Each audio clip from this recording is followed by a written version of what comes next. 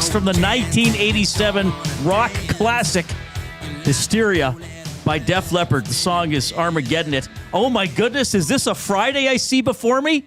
How you doing, everybody?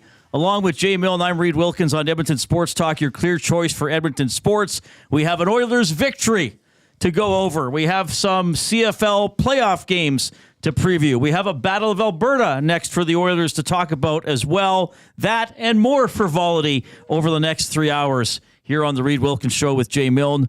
Sitting in today as our sports update deliverer and studio producer is our coup, Matthew Awanek. Matthew, thanks for being part of the show today, old friend. No one told me I did sportscast for your show, too. Yes, you're filling in for the Coob entirely. You will have other responsibilities as required. It's always intimidating when you apply for a job that says other responsibilities as required. Well, that could literally be anything. Yeah. It could mean you have to wear a costume or a mascot, they might say. Well, I wore a costume yesterday. Yeah, me too. Well, did you dress as your... Okay, we'll talk about that. We got Halloween stuff coming up in a few minutes, which will be fun. By the way, we are coming to you from the James H. Brown studio, James H. Brown Personal Injury Law Firm, the heavy hitters of injury law with over 200 years of experience. James H. Brown will get you the settlement you deserve. Check them out online, jameshbrown.com. Book your private consultation today. We will have Trent Brown from James H. Brown join us later on as well for some football talk and reaction to the Chris Morris hiring as the president and CEO of your Edmonton Elks. We invite you, as always, to participate in the show to whatever degree you are comfortable. You can text the EST inbox, 780-218-9999. You can post in the nasty chat, or the diabolical dialogue, as I like to call it, on YouTube. And if you are on YouTube, please, we beg of you, give us a thumbs up as we try to keep our streak alive of hitting 100. Well, we were a little under 100 yesterday, but we did about 5/8 of a show because we were shortened by the hockey coverage and by our outstanding coverage of the Elks News Conference. You can email Reid at EdmontonSportsTalk.com. Follow Jay on Twitter at Jason Milne, JasonMilne, me at Reid Wilkins, and the station at YEG Sports Talk. Jay, how are you doing?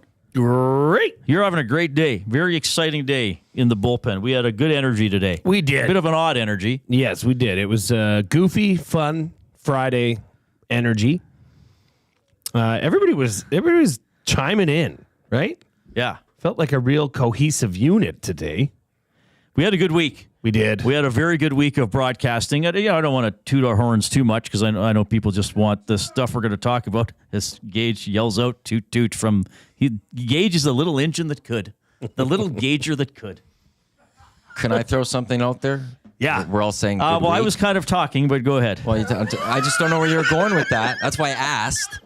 I'm just saying good week. Who wasn't here? Oh. Wow. The CEO. Yeah, I think you call it the Keo. The Keo was not here. But Matt, he was our spiritual leader. Is Matt a little fired up? Right? I don't know about Matt's mood. I don't think I'll ever figure that out. Somebody in the nasty chat, Spency 5 Centsy, I'm surprised the studio isn't covered by Def Leppard posters by now. Well, I think I'm still technically on my probation. Give me another month. This is the end of week 8 today. So that's... We'll see. We'll have a nice poster of Joe Elliott in those torn blue jeans from the Pour Some Sugar on Me video.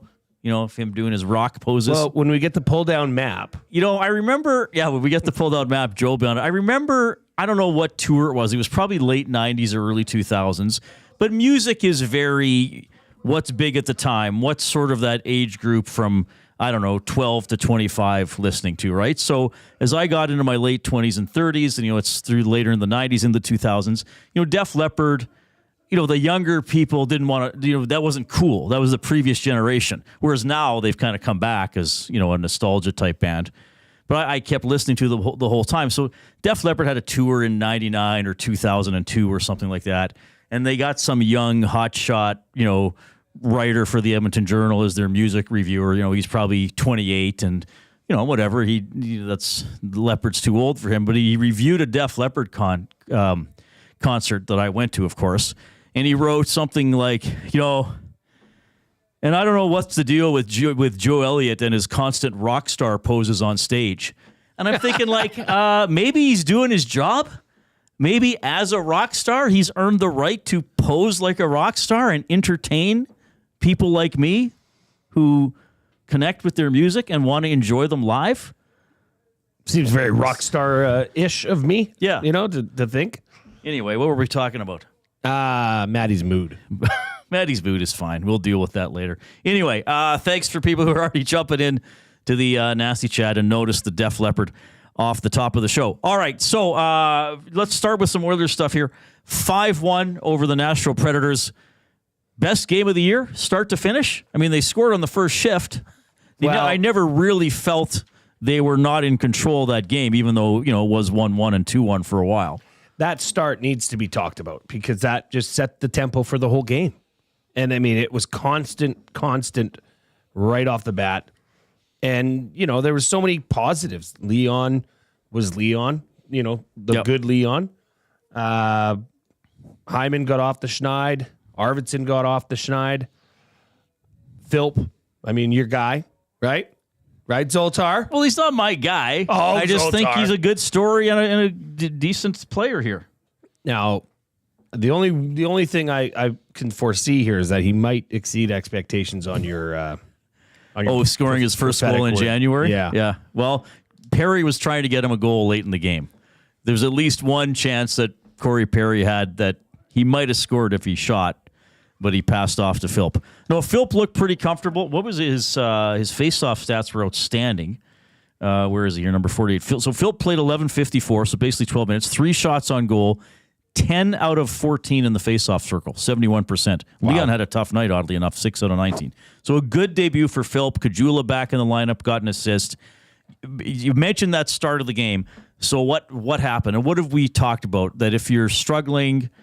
we're back to basics. Back to basics. So they dump the puck in. Yeah. It takes a funny bounce. Saros can't handle it or freeze it. And then the Oilers forecheck goes to work. And then it's just dogged work, keeping pucks alive. Podkolzin makes... Okay, that was Podkolzin's best game of the season. By far. And even before the fight. Yeah. I would have said that. He looked more comfortable with the puck. I still don't think he's a wizard handling the puck or has the greatest hands, but he made the pass to Draisaitl, who makes the pass to Arvidsson for the goal. And it looked, the Oilers had that initial flurry, and then it looked like Nashville was going to get the puck up the right-hand wall, and Podkolzin keeps it alive, and they score. So really good game by him. And then you saw Draisaitl just assert himself. And we were watching it, and we've talked about this before. I mean, we've talked about it for years, but now you and I together. And he kind of get it against Detroit. He can slow the game down and then go. And that's what he did on the play where he got his second goal in the third period. He's down the right-hand side, crosses the blue line, and he slowed down. And I'm sure everybody is thinking, because I was watching it, so I'm guessing maybe the Nashville Predators were thinking, okay, who's Leon going to pass? Oh, he just walked around Shea and scores the goal. One step, and he was gone. Yeah. That was impressive to see. And that was a decision he made crossing the blue line. Like he knew that he was going to set that up, little slow stick play, and then boom. And the defender was stuck. Yeah. And he blew by him. It was impressive to watch. Yeah, so he had a really good game. That line had a really good game.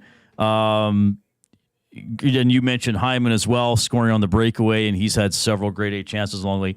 Good pass by Nurse. I thought Nurse had a good game as well. You didn't really notice Dermott playing with him, which is probably a good thing. I know Nurse took the penalty when he was trying to get position on the guy, and his leg was still kind of off the ice when the guy tried to step around him, and he got the tripping penalty, but I thought he played well. Really a good team effort by the Oilers, and hopefully who they are.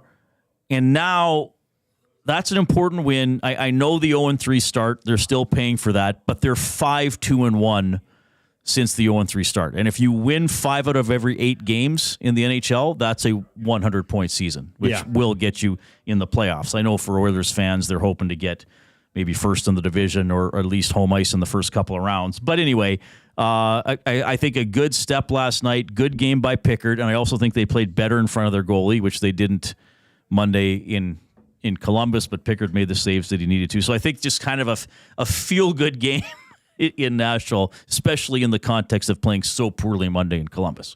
Well, and we haven't even talked about Pickard.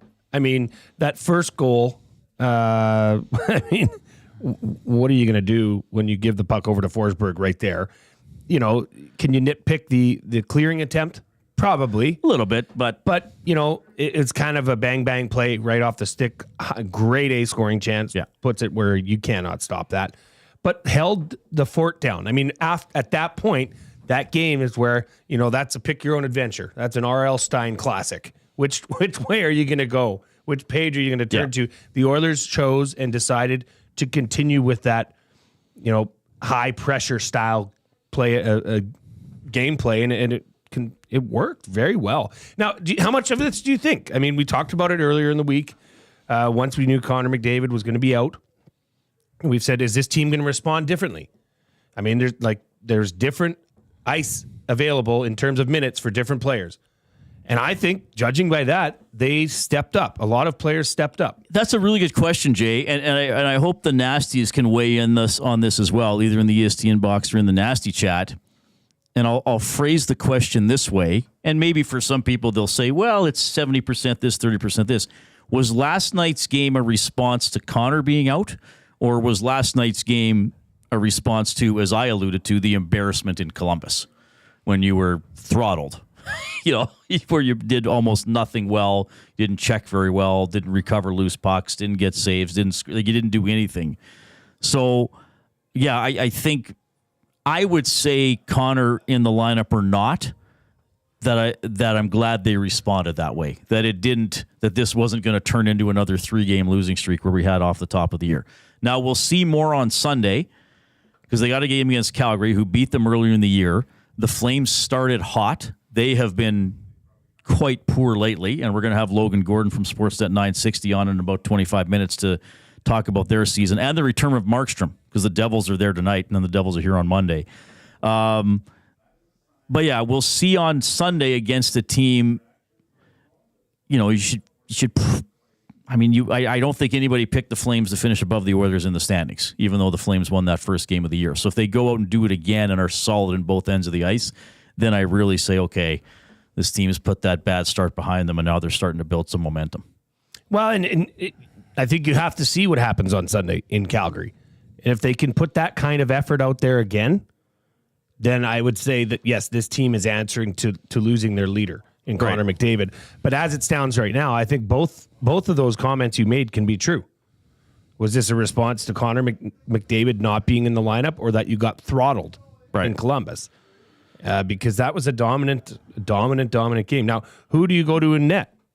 Because it's a back-to-back Sunday, Monday, right? Oh, I'd play Skinner in Calgary because I think his record against the Flames is pretty good. I would play Skinner in Calgary, and then I would play Pickard on Monday against the Devils. Okay. That's what I would do. 780-218-9999, and we'll kind of pick away at the Oilers season so far and some of the storylines from October and things we're looking ahead to in November when we get to the Oil Understood for GCL Diesel later on this afternoon. All right, it was Halloween last night. Can you put up Jay's photos? We'll just do Jay's photos for now. This is our off-topic topic for William Huff. Since 1952, William Huff has provided industry-leading graphics with design, print, and install all in-house for thousands of valued clients. Their unparalleled customer service, combined with decades of industry expertise and a desire to make every job the very best it can be, is what they call the William Huff Advantage. Visit their website at williamhuff.com or give them a shout at 780-454-4536. I'm chuckling not at what Jay is going to say, but what I'm going to talk about as well, and Matthew after the break at 3:20. All right, so what are we looking at here? Well, we've got so we convoyed last night. We hooked up the garden trailer, so to speak, and behind the quad, and loaded up with some libations and the kids, and went around the neighborhood. Hooked up with obviously other neighbors, and yeah, we developed about a 5-unit convoy. And just went around. It was awesome. Ended at the fireplace, as one of the neighbors does every year. It was a really good night because now the kids are getting they're older every year, obviously, but you don't have to rush home as early as normal. Oh, okay. So you can really dig in and get to every house. So, but then does somebody in every household stay home to give out candy to the other people in the neighborhood? No. Or do you leave candy? You'll often see people that'll bring a table out to the end of their driveway and just have some lights up. Oh, neat. Okay, and so the everything can go candy's in around there. All right. Yeah. So, but you're still running into other people in your. Oh, yeah. What is your community called? Do you still call it a neighborhood? Well, it's called a subdivision. Subdivision. Yeah. Yeah. Adam Lilly. ATOM? No, like Adam and Eve. Oh. Except you don't wear fig leaves. Oh, maybe that could be your costume next year. Maybe that was. Hey, I'm Adam. Oh, Jay, please. All right. My wife dressed up as a farmer, like a ranch hand. Was there a good picture of you in your costume? I dressed up as a dad. Oh, you didn't even get the rodeo clown at all? No. Oh, I'm sorry. It was cold, and I was leading the charge driving the quad. So for our off-topic topic is, how was your Halloween? And then I think we're going to kind of blend our off-topic topic with our afternoon debate when we get back as well. I have a picture, not for it was a part of my Halloween. I don't have kids to take Halloweening, but I'll tell you where I was and why there was no interaction with goblins and ghouls. And I'm sure Matthew Awanek will have a heartwarming tale of human interaction as well.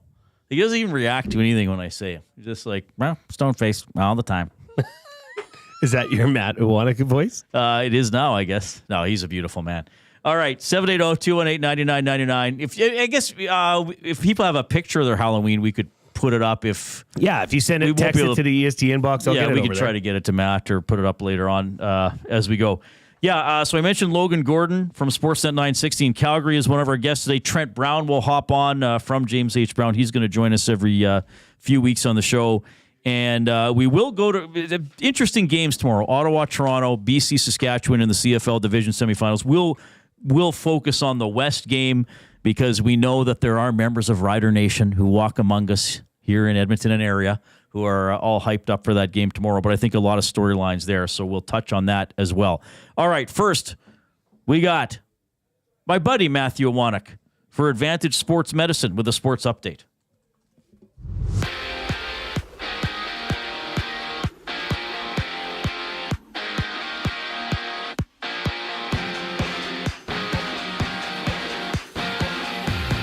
Already one game in the books in the National Hockey League as the Panthers, led by 2 Sam Reinhart goals. They got past the Stars 6-4 out in Helsinki. It's one of 6 games in the NHL, which will also feature the Winnipeg Jets in Columbus to battle the Blue Jackets. And Jacob Markstrom returning to Calgary with his Devils. The Oilers, they return to action Sunday against the Flames. Toronto Raptors, they host LeBron and the LA Lakers. It's one of 9 games in the association. CFL Playoffs, they're underway tomorrow with the Toronto Argonauts hosting the Ottawa Redblacks in the East semi, while the Riders host the Lions out west. Max Verstappen, he's been given a 5-place grid penalty in Brazil for a 6th engine change. And Manchester United has announced Ruben Amorim as their new manager, replacing Eric Ten Hag, who was sacked on Monday.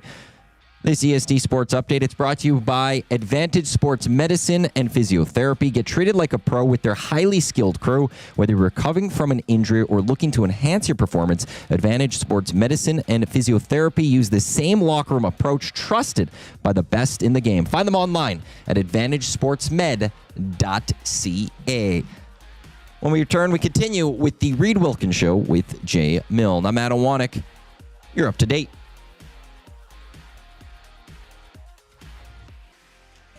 Fly away to LA. Presented by the 780. Listen daily for the EST Flyaway keyword. Once you hear it, text us at 780-218-9999 for your chance to qualify to fly to LA. Round trip flights for 2, hotel and car rentals, all to go see Edmonton face off against either LA or Anaheim. Plus, experience the brand new Intuit Dome as the Clippers tip off against the Warriors, and top it all off with the Rams kicking off against the Cardinals at SoFi Stadium. This is more than just a trip. This is the ultimate sports experience. The EST Flyaway to LA, presented by the 780 and Edmonton Sports Talk. Your clear choice for Edmonton sports. Food sausages make cooks their meat with nothing but the best local ingredients. From chicken, beef, and pork, their gluten-free sausages are packed with flavor. Every single bite. Get a 10% discount when mentioning Edmonton Sports Talk in-store or use the code EST when shopping online at foodsausages.ca. Plus, you get free delivery on orders of $100 or more. Find them at 6736 99th Street. Food Sausages. You can't beat our meat.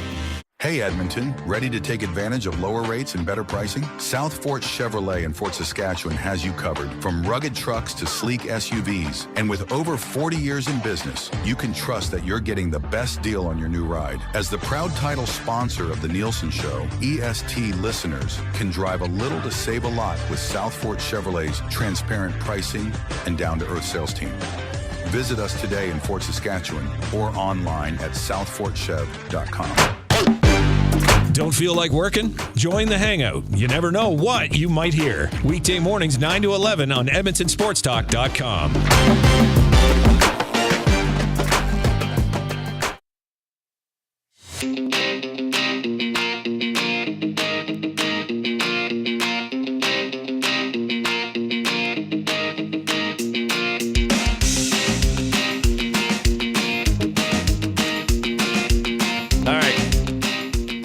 Well, Reid, I guess the reviews of Halloween are coming in. I've been getting some very nice pictures. Oh, wow. So we'll get those up later in the show. We had Jen send in a picture as well, Rob from the Grove. And Scalding Gourd said, my Halloween was a little sad. I have a bunch of neighbors who don't give out candy, so most kids just skip my street. I dislike people who forget it's good fun for children and or are just cheap SOBs. Iwanic needs to lead the charge to make Halloween great again. Comment. MHGA. Muga. Rolls off the tongue. Doesn't it just... Well, I'm glad. And Scalding Gourd was here earlier today, was he not? I got to briefly meet him. He picked up some prizing. He won. That's a perfect segue into our afternoon debate presented by Edmonton Garrison Curling Club. If you and your team are looking for a fun, exciting way to build some chemistry, look no further than the Edmonton Garrison Memorial Curling Club. Located on CFB Edmonton, the Garrison Curling Club offers 6 sheets of ice, a full-service bar with kitchen, and includes all equipment needed for corporate bonspiels. And how about this? The Garrison Curling Club is run by Nasties. As an added bonus, they'll offer 10% off ice rentals to all EST listeners. You can email curling@EGMGolf. That's curling@EGMGolf.com. Mention EST to book your corporate bonspiel today. So we're going to debate. I don't know if how much we'll debate or just tell us. Well, we'll give some opinion. What is, if you're not going to give out candy, because some people might not want to. You might be. I mean, people have a lot of stuff going on in their lives sometimes. So yesterday after work, so we were done at 5. So the Oilers were playing. So now with the change in jobs, I can watch road games with people. So I go to watch with mom and dad yesterday. So I go to their house, and here's what I see on the fence to my parents' home. My father that's a very nice sign. My dad's a very neat, organized man. He didn't just handwrite something, use the nice lettering you get at, where would you get that, at Home Depot or Rona or wherever? Stuck him to the sheet, put, what does it say? No treats here. And then he hand wrote thank you underneath. Now, as my parents have, they're seniors, and they've kind of sort of adopted the philosophy that they just don't want to go through the rigmarole of giving out candy. And you might think, well, how hard is it to give out candy? And I'll say, well, sometimes when people get older, it's just something that they don't want to bother with, depending on their energy levels or what's going on in their lives. And there have been years my parents have just kind of left the lights off and closed the gate, and that's sort of a clue. But my dad actually decided, don't even open the gate, don't even come up to the house and ring the doorbell. No treats here. Awanak, how was your Halloween? It was outstanding. I went to my brother's place to allow him and his wife and my mom ended up not going, but my dad to go trick-or-treating with my nieces so that they could go enjoy it. And I would stay home and give out candy because I am completely against the bowl idea. I do not like the idea of keeping a bowl out of candy. And so I handed out candy. And then I was last year rather generous with the candy, but I wanted to give away more. So this year I brought some extra candy. My parents brought some. My brother bought some. And then I brought 2 bags. And I was giving handfuls to kids that they were like, wow, that's a lot of candy. I was like, damn rights it is. Yes. Yeah, damn rights it is. Well done. I want the kids to love the house. So actually ran out of the candy. My parents and brother and sister-in-law didn't think we would. They thought we're going to have so much candy left over. But 150 kids probably gave out close to 1,000 pieces of candy. You gave out a lot of candy. You were Damn extremely right. Now, where does this generosity come from? It's Halloween. We would have, if I was a kid, it's from that. If I was a kid, what would have I loved to have seen from a house? That's what I want. This is the one day where we should really give in to the kids. Let them have some fun. Let them cook. KD says in the nasty chat, I love handing out candy, but why the hell do the kids not yell trick or treat anymore? I had to turn my doorbell off. Not in this convoy, KD. We're singing don't at they every say door. that? Do they not There's say a trick or couple that treat anymore? don't. There's some kids that I've They noticed might that be too nervous to speak publicly. They even screw that. They're kids in a group. Start yelling. And so there would be different songs that they would write in between the travel from house to house. So they'd make some. We did the trick or treat, smell my feet, give me something good to eat, not too big, not too that one. just the size of Montreal. There'd something like that. And then there'd always be a unified thank you as that's they were nice. leaving. Oh yeah, we did it up right. All right. We ain't raising no No kids. thugs. Come on, man. They're good kids. Is that common now?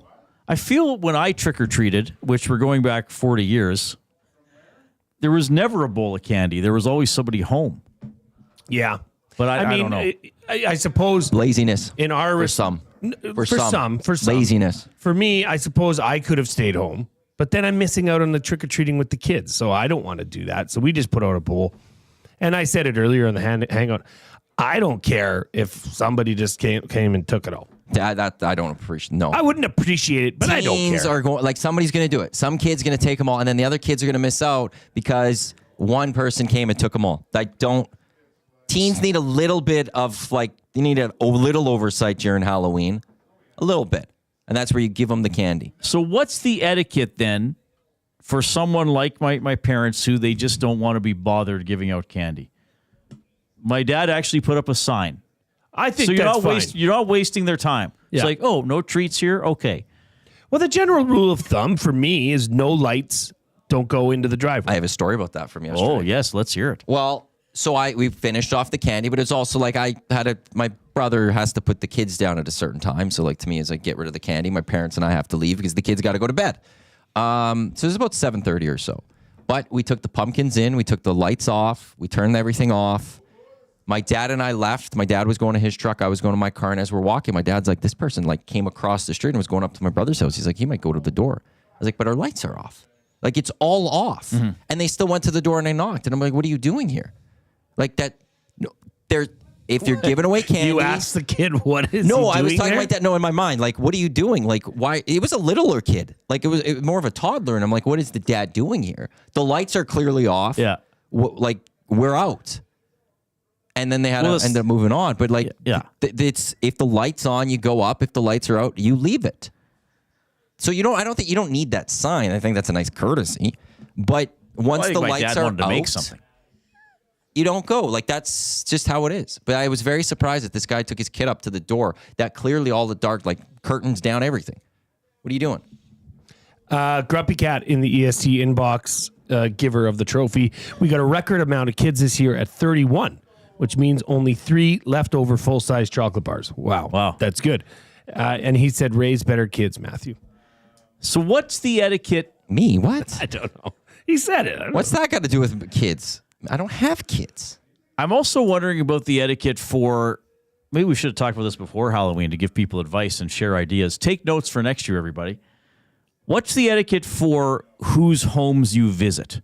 Do you go to all the homes on your block? Do you go to people you know? No, I go to every house that has the lights on. I do Within within our range. neighborhood. Right. I'm not biased because they are going out of their way to make this a fun event for my children. Okay. So I show them the respect they deserve and go to their house, whether went I and know them or purchased not. stuff. And in fact, it's a great way to meet your neighbors. I ran into a person that just moved in recently. So we introduced ourselves, told them where we live. Said, hey, if you ever need anything, I've got this, this, and this. If I can help you out. So you turned it into a bit of social. I'm a social bond guy. with the neighborhood. Yeah. Bond with the neighbors type thing. Hey, I guess we haven't had time to meet. I'm Jay in house 4005. Yeah, my wife and I would go up, and Right. if we don't know them, introduce ourselves or check in. Like there was one lady that called me specifically. She's in my phone as Polish neighbor. She called and said, hey, I don't have all my decorations out because she hurt her back. Okay. But please bring the kids by. So Oh, we good. did. That's and, nice. and it made, I think for some of the older people, it also makes them quite happy to see the kids dressed up and probably reminds Not them my of parents. old. No treats here. Not at the Wilkins house, I'll tell you that. And so then I was not in my home to even know if kids even came up. As you know, I have a fairly steep staircase. Yeah, you're to get right to my, there. to get to my home. Beautiful photography there. Thank you. Yeah. So I don't know if kids came up to my place. The lights would have been off. But if I would have had candy, I have, porch lights I would have had on, so it would have been obvious this is an inviting place to give out candy. So do you think kids went up to my, because you've seen my complex, it's just seven in a row. Lights off, I would say you're foolish to do so. You're assuming someone either A, doesn't want to participate, or they're just simply not home. Or they could be not home. Yeah, well, that's the thing. And if People the work lights are there, yeah. off, I have no problem with that. Yeah. That's fine. That's even if you just don't celebrate Halloween or think it's a satanic holiday or something. I don't know. Turn the lights off and nobody's gonna bother you. Nor should they. Nor should I they. had someone bother That's yesterday. weird. I do agree with that. That's just, you know what? That's a waste of 40 steps that kid's never gonna get back. Well, he burned some calories, though. Burned off Probably some could candy use calories. it too. Shovelhead says, when I was a kid, no candy homes were open games for tricks. This was the time of full-size chocolate bars. Comes in from Shovelhead. Okay.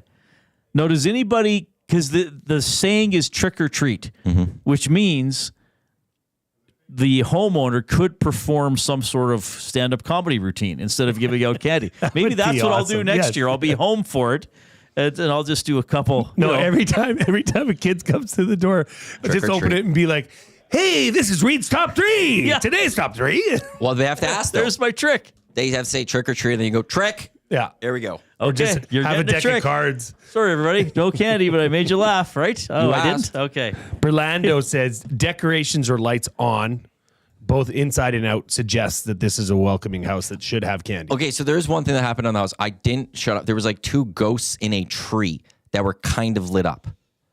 Ah. But like they were off to the side and they weren't massive lights or anything. When you look at the house, you'd see just almost darkness, but there's just a couple small little lights.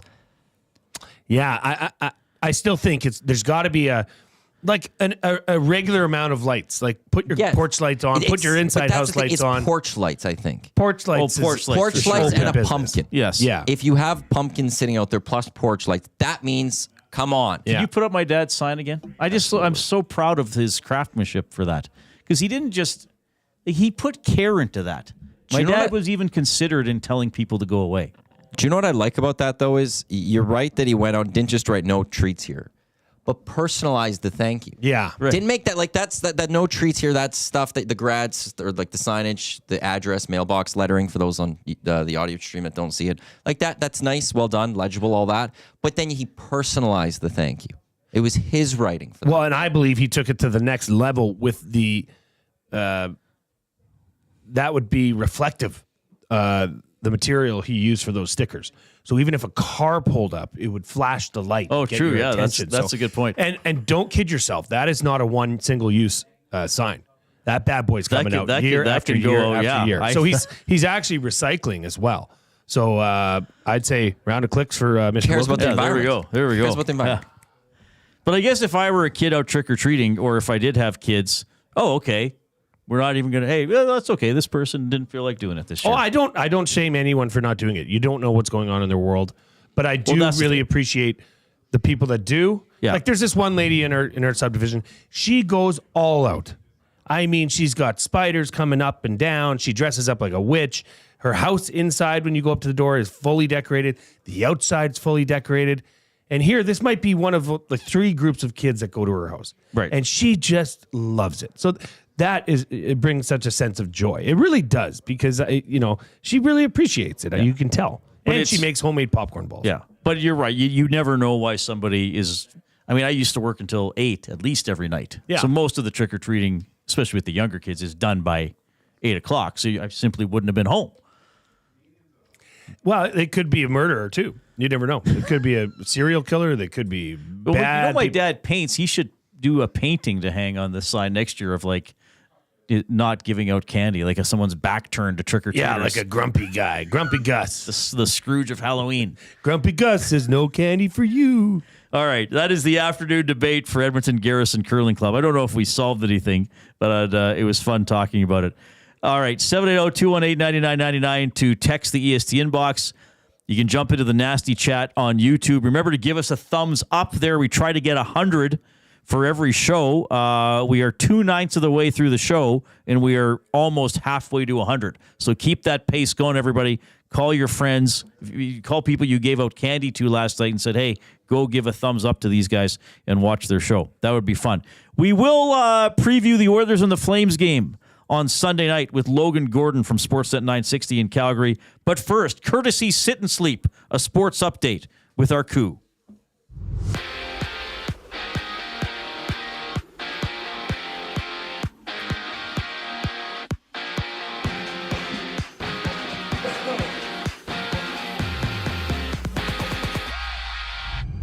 Already one game in the books in the NHL as the Panthers, led by Sam Reinhart's 2 goals. They got past the Dallas Stars 6-4 over in Helsinki. It's one of 6 games in the NHL tonight, which will also feature the Winnipeg Jets in Columbus to battle the Blue Jackets. And Jacob Markstrom returning to Calgary for the first time with his New Jersey Devils. The Oilers, they return to action Sunday against the Flames. Toronto Raptors host LeBron James and the LA Lakers in one of 9 games in the association. CFL Playoffs get going tomorrow. The Toronto Argonauts will host the Ottawa Red Blacks in the East semi-final, while the Saskatchewan Roughriders, they're home to the BC Lions out west. Max Verstappen, he's been given a 5-place grid penalty for the Brazilian Grand Prix. This is due to his 6th engine change. This sports update, it's brought to you by Sit and Sleep. The wait is over. Sit and Sleep is now open. Celebrate with 20,000 square feet of savings on the trendiest furniture, home decor, and mattresses. Apply for your Sit and Sleep card today to make no payments for 18 months, interest-free. Sit and Sleep, find them beside Planet Fitness in South Edmonton Common, or check them out online at sitandsleep.ca. Up next, we continue with the Reid Wilkins Show with Jay Milne. I'm Adam Wanek. You're up to date. The grand opening sale at Sit and Sleep is almost over. This is your last chance to take advantage of the special introductory sale prices on all mattresses. Stop in today for a free pressure point scan using cutting-edge technology so sleepologists can identify the perfect mattress for you. Right now, get free local delivery on any mattress over $7.99 and receive a free bamboo cooling mattress protector. Enjoy grand opening savings with every mattress on sale. Join us on location today for the final celebrations at Sit and Sleep in South Common next to Planet Fitness. Don't miss out the grand opening sale ends soon. You want the heavy hitters on your team, both on and off the ice. If you've been injured in a car accident, call the heavy hitters of injury law. James H. Brown and Associates, Alberta Injury Lawyers. With over 200 years of combined injury law experience, their precedent-setting lawyers are ready to help. Locally owned and proud Edmonton Oilers fans, James H. Brown and Associates wants to support you with their unrivaled experience, unrivaled results, and unrivaled commitment. When accidents happen, head to jameshbrown.com. A&W has a deal for you. What's better than one A&W Mama Burger made with a perfectly seasoned grass-fed beef patty topped with pickles, a slice of onion, ketchup, mustard, and teen sauce served on a toasted sesame seed bun? 2 Mama Burgers for only $9.99. You can enjoy 2 of these delicious, mouth-watering Mama Burgers for only $9.99 at participating A&W restaurants in Edmonton, St. Albert, Sherwood Park, and Devon. What a deal! And to make it even more convenient for you, most A&W drive-thrus are open 24 hours.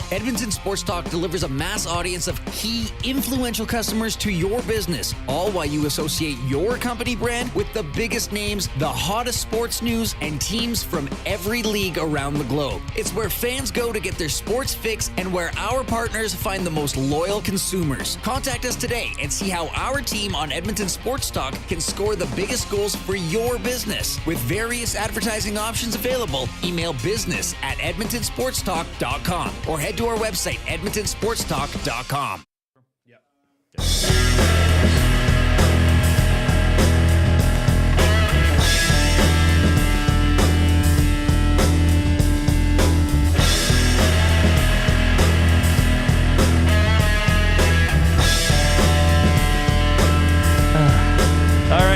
lot for joining us. Heading into Friday, the clocks go back on the weekend. I think the official time is 2 a.m. Sunday. Does anybody stay up specifically? Got to do it at the exact time. When you go to bed Saturday night or early Sunday morning, move your clocks. Or do it when you wake up. I don't really care when you do it. But have them back by the time you got to go to work on Monday. Or some people might work Sunday. You know when to move them back. Well, cell phones have changed the game on this entirely. How many things now just automatically change these days? I have. Right? Yes. You have your stove, your microwave. Those are the two big ones. I still have a clock radio by my bed. Me too. And I have a small digital clock in my living room that I'll have to change. But yeah, computers, cell phones.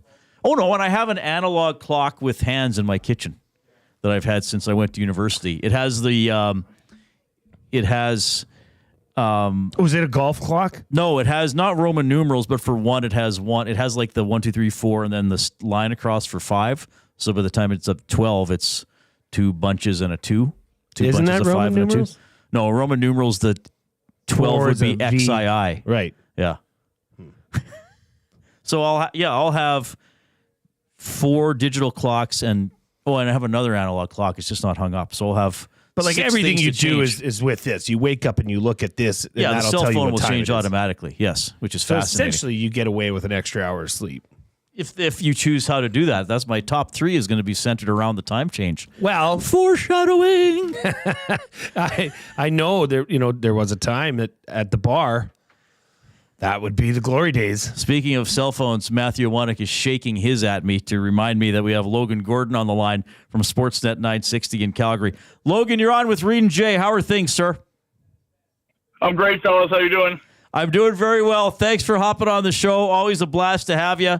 We'll start with Halloween. Do you give out candy? Did you go trick-or-treating? Do you not care? What was your Halloween like? You give out candy. I'm not going to lie and tell you that I'm a big, 2-liter soda or full candy bar thing, but I'd buy a box at the grocery store and throw them at whatever kids want to come by for the evening. And then when I'm out, you shut off the lights and leave me alone. Okay, good. So you're just a lights off guy when you're out of candy or you're tired. Okay, yeah. Good stuff. Yeah. Well, the Flames started the season quite brightly. They beat the Oilers. They were 5-0-1 after beating Pittsburgh on October 22nd. They have not won a game since, and they've been outscored 19-6 over the course of 4 losses. I guess the question is, what changed over the last week and a half for Calgary? The buy-in and the effort have been what changed. The personnel on the fringes are still the same for this.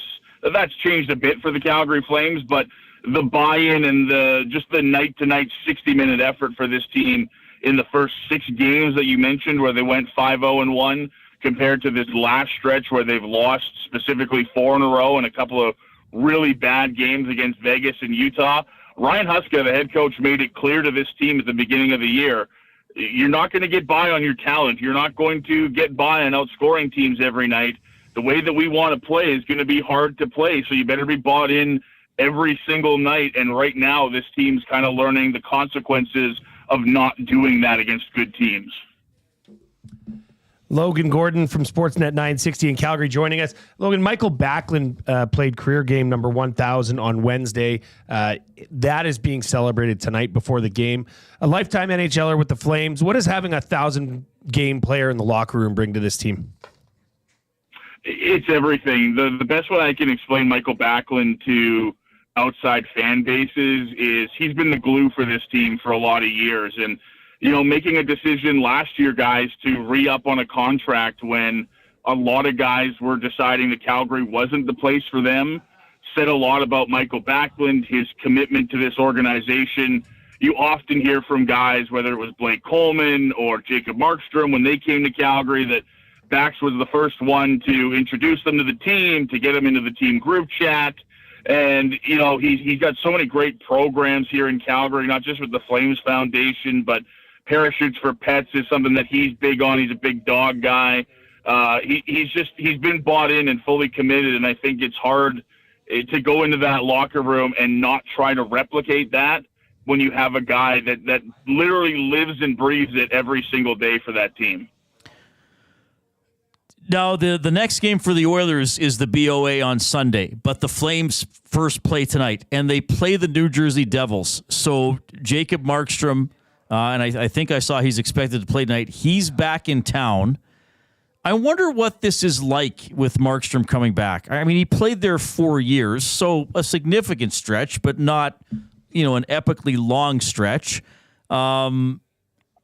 I think at times he was very good for Calgary. I think at times he was perhaps not as good as at other points in his career. I know he didn't do great overall, specifically against Edmonton. Like, is this a big deal that he's coming back for Flames and Flames fans, or how do you look at it? It's a deal. Whether it's a big deal or not, I don't know. The longevity just doesn't lead you to they'll have a video tribute for him, I'm sure, at some point during the game to welcome him back to Calgary. A lot of Jacob Markstrom's tenure in Calgary, guys, is going to be remembered along with the core of what could have they done rather than what they were actually able to achieve. There were some years where they were probably capable of doing a lot more, and whether it was running into Edmonton in the playoffs or just underachieving as a whole, he was part of that conversation. Was he the best goaltender they've had since Mika Kiprusoff? Sure, but it was only 4 years. They never went on a run that was anywhere similar to what Kiprusoff did with the team. So I think it's going to be a nice one. It'll be a quick moment and move on. But as far as Jacob Markstrom and his return to Calgary, it's one of the notes that you circle for the season, but it's not a big, bold one that anybody is expecting anything massive to come from. And I should clarify, I mean, he was second in Vezina Trophy voting in 21-22 with the Flames. It's not as if he was a bad goalie, but you're right. Perhaps it's going to be a little bit remembered as what could have been for him and some of the other guys who played through that era. I'll throw you a football one before we go, Logan, and thanks again for being so generous with your time. Stamps, poor year, obviously. Rare year for them, quite frankly, to be that kind of distant from the top teams in the league. Then Dickinson's going to be back. I see social media. I know that's not everything, but I saw some Stamps fans like, how can you bring this guy back? And I'm thinking, well, isn't he one of the most successful CFL people playing and coaching combined in the last 3 decades? But what's the mood there like around the Stamps? Yeah, I mean, you guys know this as much as I do. We live in a what have you done for me now era, and I think that's taken a lot of the shine off of what Dave accomplished in his first, 80% of his coaching tenure here in Calgary. I wouldn't throw the baby out with the bathwater with Dave Dickinson. It's been bad. Absolutely. It's been below Stampeders level, but I can't imagine there isn't another CFL franchise that would love to have Dave Dickinson come and be part of their organization. How many CFL teams, Reid, would just kill for a coach that could come and be there for 6 to 8 years consistently and provide you with that kind of football knowledge on a regular basis? The CFL teams would kill for that, and I think that Stamps fans are maybe a bit spoiled with that, and a bit spoiled in the fact that it would be very hard to replace a Dave Dickinson. That doesn't mean that he's free from criticism and free from his role in this recent downward trend for the Calgary Stampeders. But yeah, change. I think the head coach, you always look at that as the guy that gets the target when it happens. But there's been some pretty significant changes since we heard from Dave and President Jay McNeil. Like Mark Killam and Brent Monson are longtime Calgary Stampeders coaches, and to go down that road tells you how seriously they think this thing needs to be reworked. Well, I just want to ask you one more on that, Logan. You got Jay here. Mark Killam specifically, because as you know, some things have changed up here in Edmonton this week with Chris Morris leaving the Golden Bears as the head coach there, taking on the presidency and CEO role for the Double E.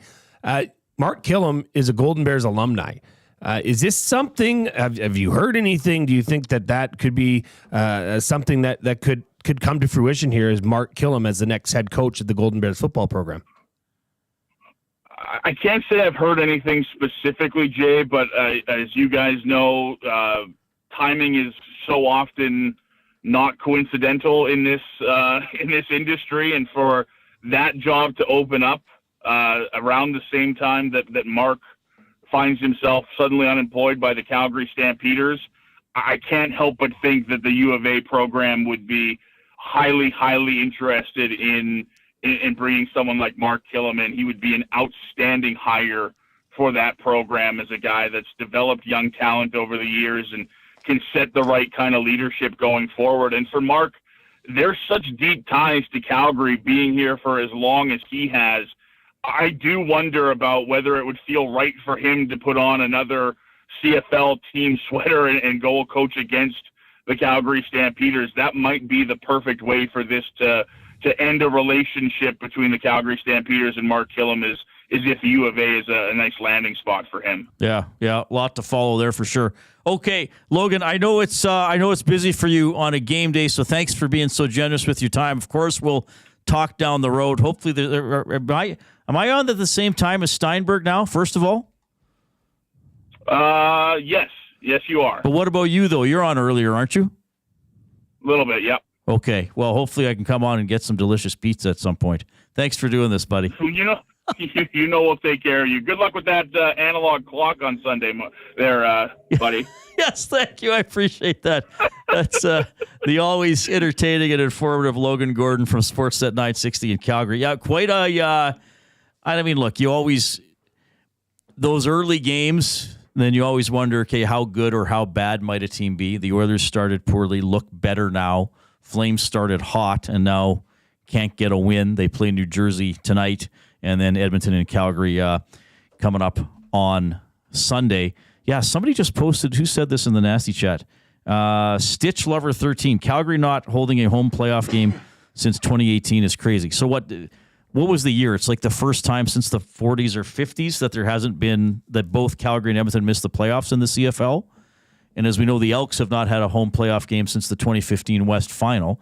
And I didn't realize that Calgary, the Stamps, have not hosted a playoff game since the West Final in 2018. So there has not been a CFL playoff game in Alberta since 2018.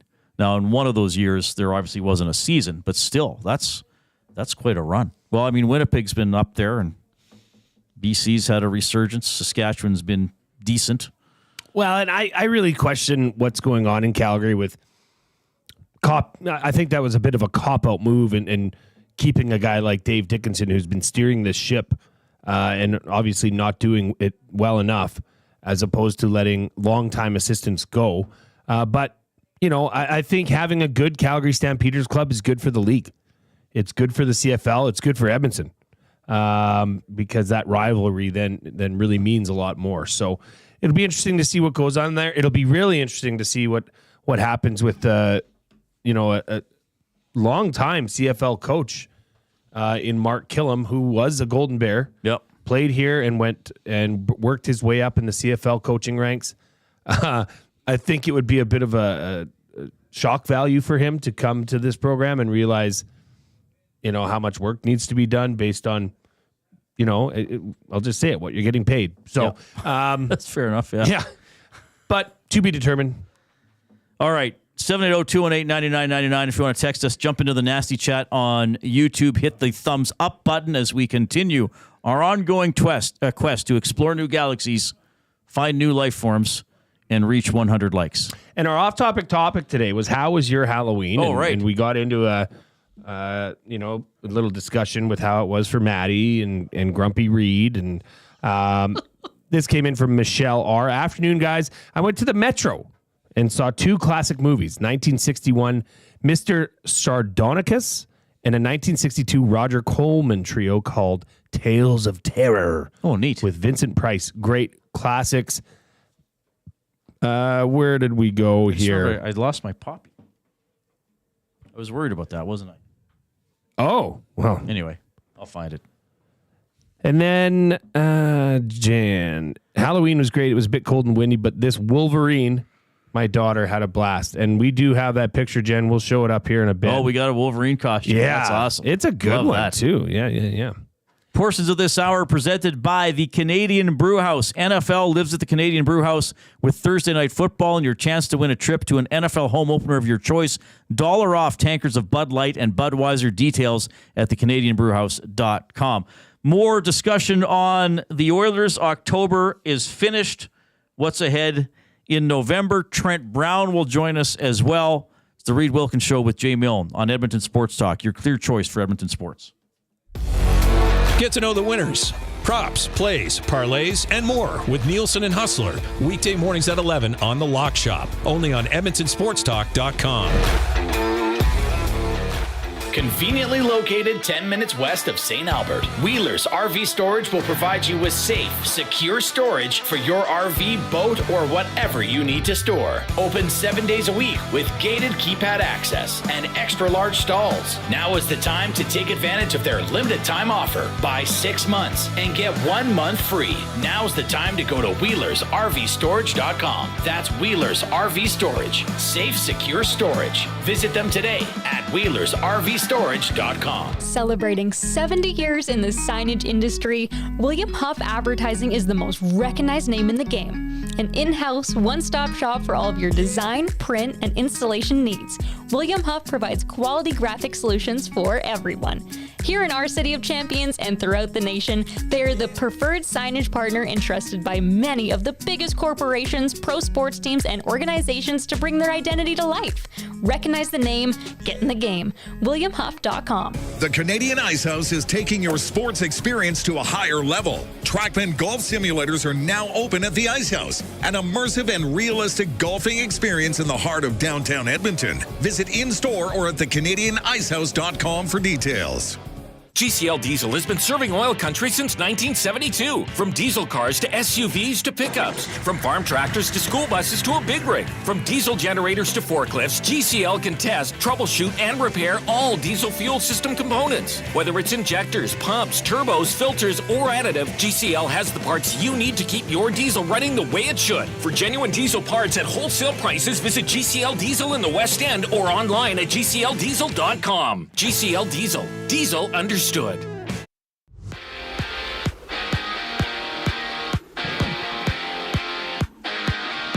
Already one game in the books in the National Hockey League as the Florida Panthers, led by 2 Samurai goals, got past the Dallas Stars 6-4 out in Helsinki. It's one of 6 games in the NHL today, which will also feature the Winnipeg Jets in Columbus to battle the Blue Jackets, and Jacob Markstrom returning to Calgary with his New Jersey Devils. As for the Oilers, they'll return to action Sunday against the Flames. Toronto Raptors host LeBron James and the LA Lakers in one of 9 games in the association. While the CFL Playoffs, they get going tomorrow with the Toronto Argonauts hosting the Ottawa Red Blacks in the East Semi, while out west it's the Saskatchewan Roughriders home to the BC Lions.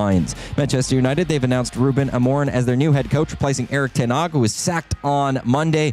Amorim will take over on November 11th, officially, once he's finished with his sporting side, Sporting FC. Coming up next, we return to the Reid Wilkins Show with Jay Milne. I'm Adam Wanek. You're up to date.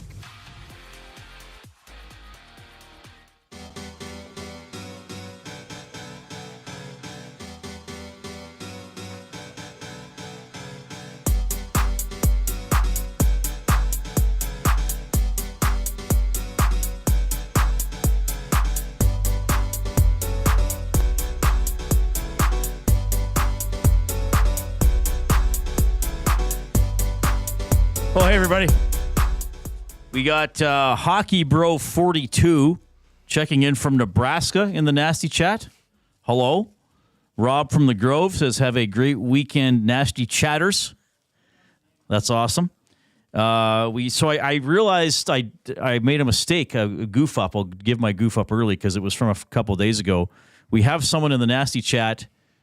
The handle is box and then hashtag R. And I said box numberer. And I saw him in the Nasty Chat earlier today. I wasn't even on air, saying, Reid doesn't know how to say my handle. And then I was like, how do you say it? It's box pounder. So it's the pound sign. I thought it's also the number sign, but I guess people call it the pound sign. And I do apologize. I had a poppy. I do not know where it is. It fell off. I have the you found the video of where I don't know where it went, It though. was during the intro music. Oh, when I was doing leopard. It fell, and like you could It's see behind it. your chair. You could actually, if you go to YouTube, timestamp it. Can I? Because I was air drumming leopard. The time, is there a timestamp here? It's like at the beginning of the show, as you're rocking, it just falls off. Okay. Well, hopefully it'll stay on a little bit better. That's Little Buzz from Nebraska. He said he's. I shouldn't be eating this. Yeah, what's in your mouth for those of people who don't know? So we have the cookies my mother made. So those ingredients last week God bless were all Louise. prepared by Louise. And then she actually baked cookies for Edmonton Sports Talk that are in the good. freezer. Gager, did you eat it? Are they There's meant more. to be in Go the help freezer? yourself. And Yes, come out and Mom eat keeps them them cold? frozen. Yeah. Or like, do you warm them up and eat them? No. Even cold. I'm having one now.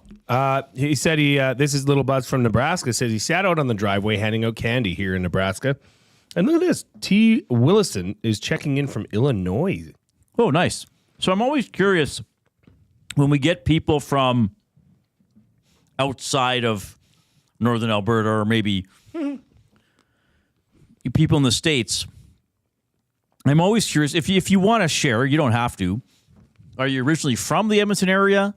Do you like the Oilers or some other Edmonton sports teams? For some reason, did you stumble across me or Jay and think, wow, one guy really likes Def Leppard and the other guy has a corgi named Cooper. This is the show for me. Yeah. If there was no connection to Edmonton and you just stumbled upon us, I don't know that you're staying.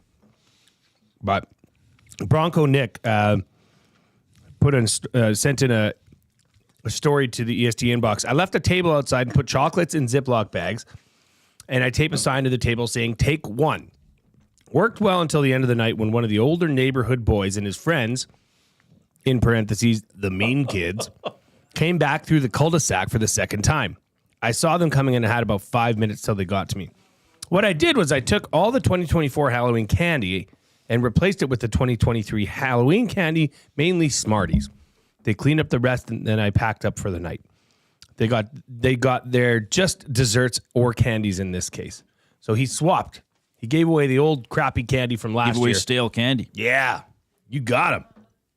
I like That'll that. show move. him. All right. Appreciate that. Give us a thumbs up on YouTube.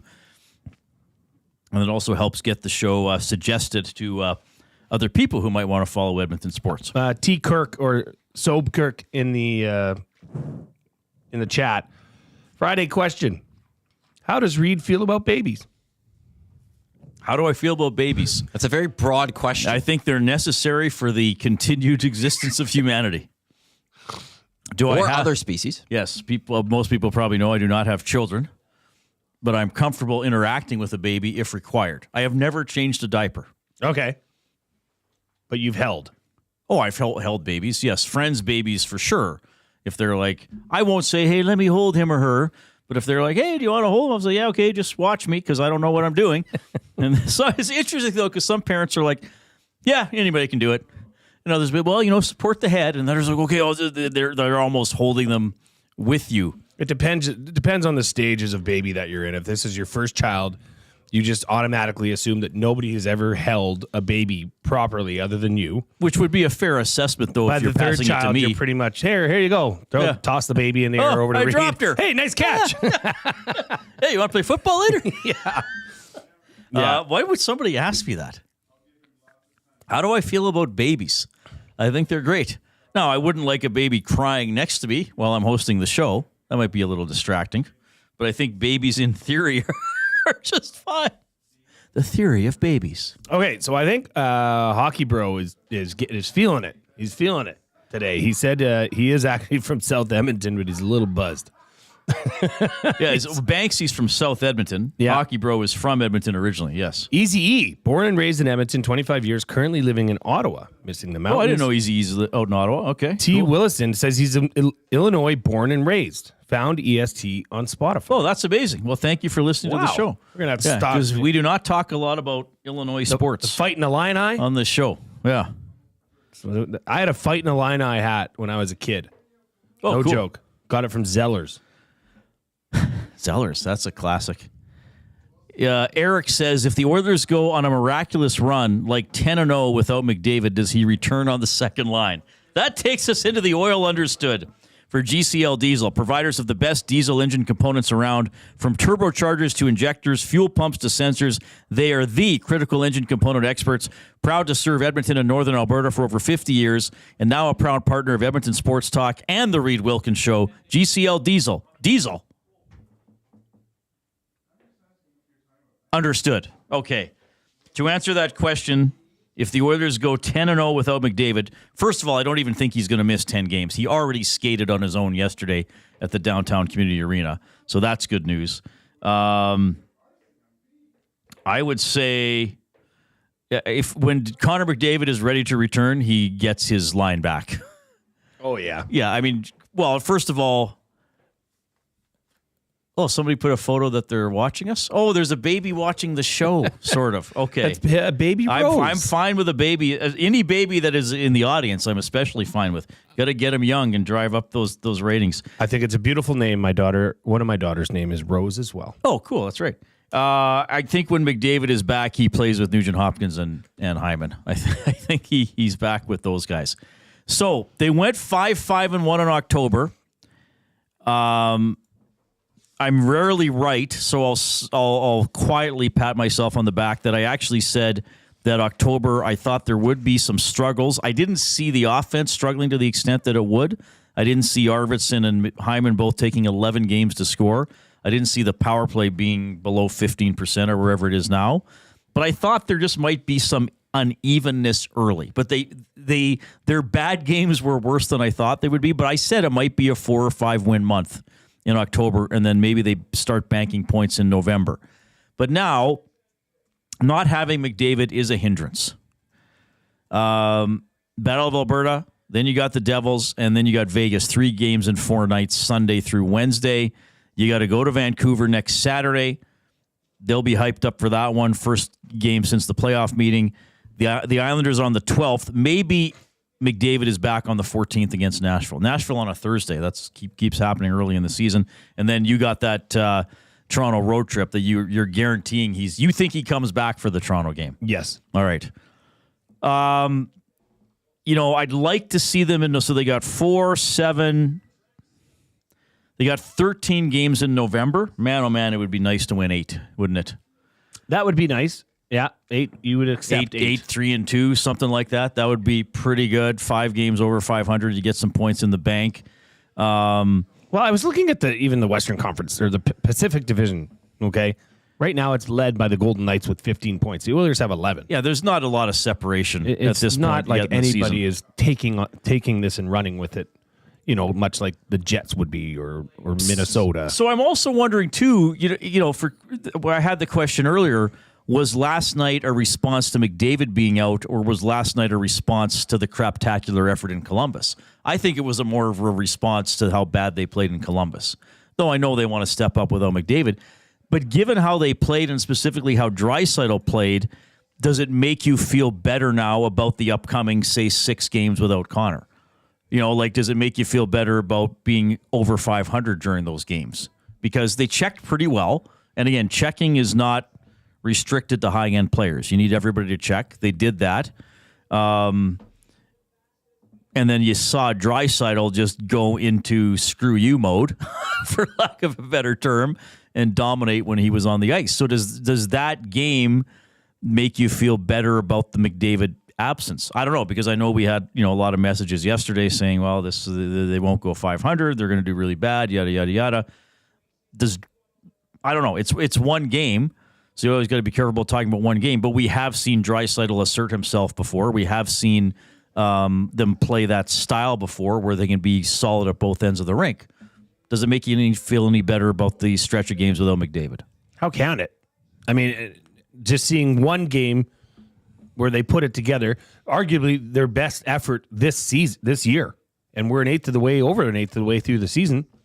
I don't know how you couldn't be optimistic, or at least not having to hit the panic button as much as maybe Oilers fans thought immediately after that injury. But once again, this is one game. I would love to see this team put it together like that when they go back-to-back Sunday to Monday against the Flames and the Devils. Yeah. Just the effort. If you're going to lose a game, a 4-3 game, hey, that's going to happen. It will happen. But the effort, the playing, the consistent pressure, and having some sort of defensive structure. You know, it was funny enough, actually, that the game last night, that looked, the Nashville defenders were making Oilers-like mistakes, Oilers defensemen-like mistakes that cost them dearly. So, you know, I don't know how other to say it, but it's sure nice to see other teams doing that. And having the big guns to take advantage of it. There are always mistakes, and I think the Oilers, with their persistence in the O-zone, forced a lot of those mistakes as well. As I said earlier, Podkolzin's best game, he got an assist, he got the fight. Even before the fight, I thought he'd played his best game of the season in terms of being involved and making better plays with the puck. I don't think he's ever going to be an elite puck toucher type of guy. But who's fighting him, by the way, now after that? Is anybody willing to take that around the league? There wouldn't be as many. Well, it was to see. I think Lauzon thought he had the edge because he was kind of squaring off on him first and teeing off, and then Podkolzin got his bearings out under him, and whammo, that one shot took him down. And yeah, I mean, hey, to have that on your resume doesn't hurt. You don't often see clean punches such as those land in the NHL. Even sometimes when a guy gets a big swing and it looks like he's really connected, and then you see the replay, you know, he might have partially connected or the guy half done. Like, he caught him pretty flush. Oh, yeah. So, and the Oilers have not lost a game in which they've had a fight.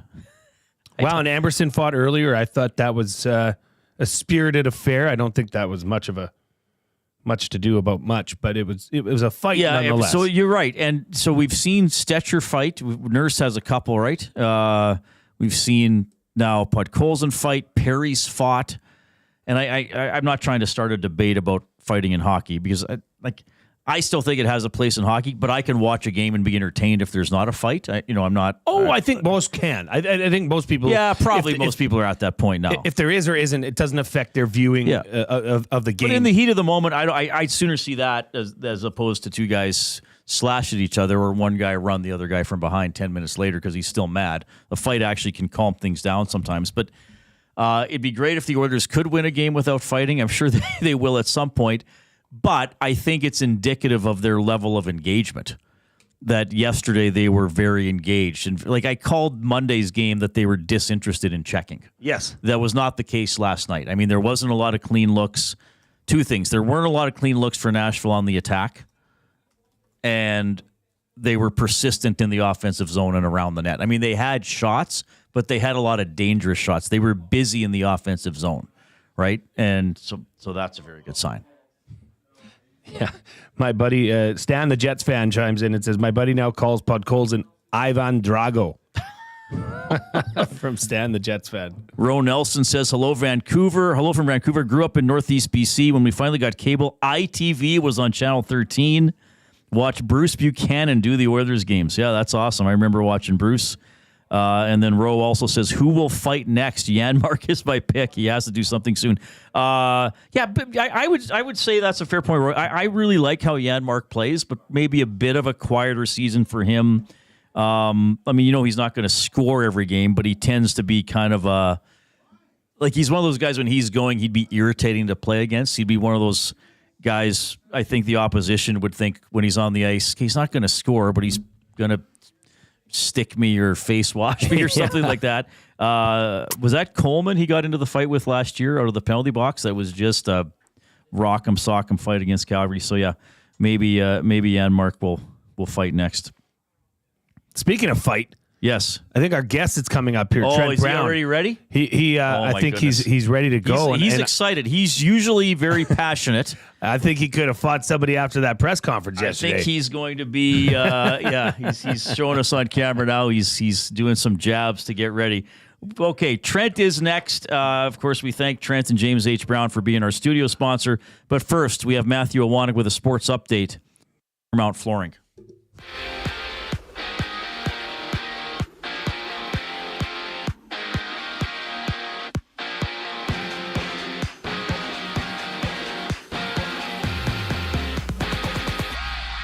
Already one game in the books in the NHL. The Panthers, led by 2 Sam Reinhart goals. They got past the Stars 6-4 out in Helsinki. It's one of 6 games in the NHL, which will also feature the Winnipeg Jets in Columbus to battle the Blue Jackets. The Oilers, they're next in action Sunday as they head down to Calgary to take on the Calgary Flames. Toronto Raptors host LeBron and the LA Lakers. It's one of 9 games in the association. CFL Playoffs, they get underway tomorrow. The Toronto Argonauts host the Ottawa Redblacks in the East Semi, while the Saskatchewan Roughriders, they're home to the BC Lions out west. Max Verstappen, he's been given a 5-place grid penalty in Brazil for his 6th engine change.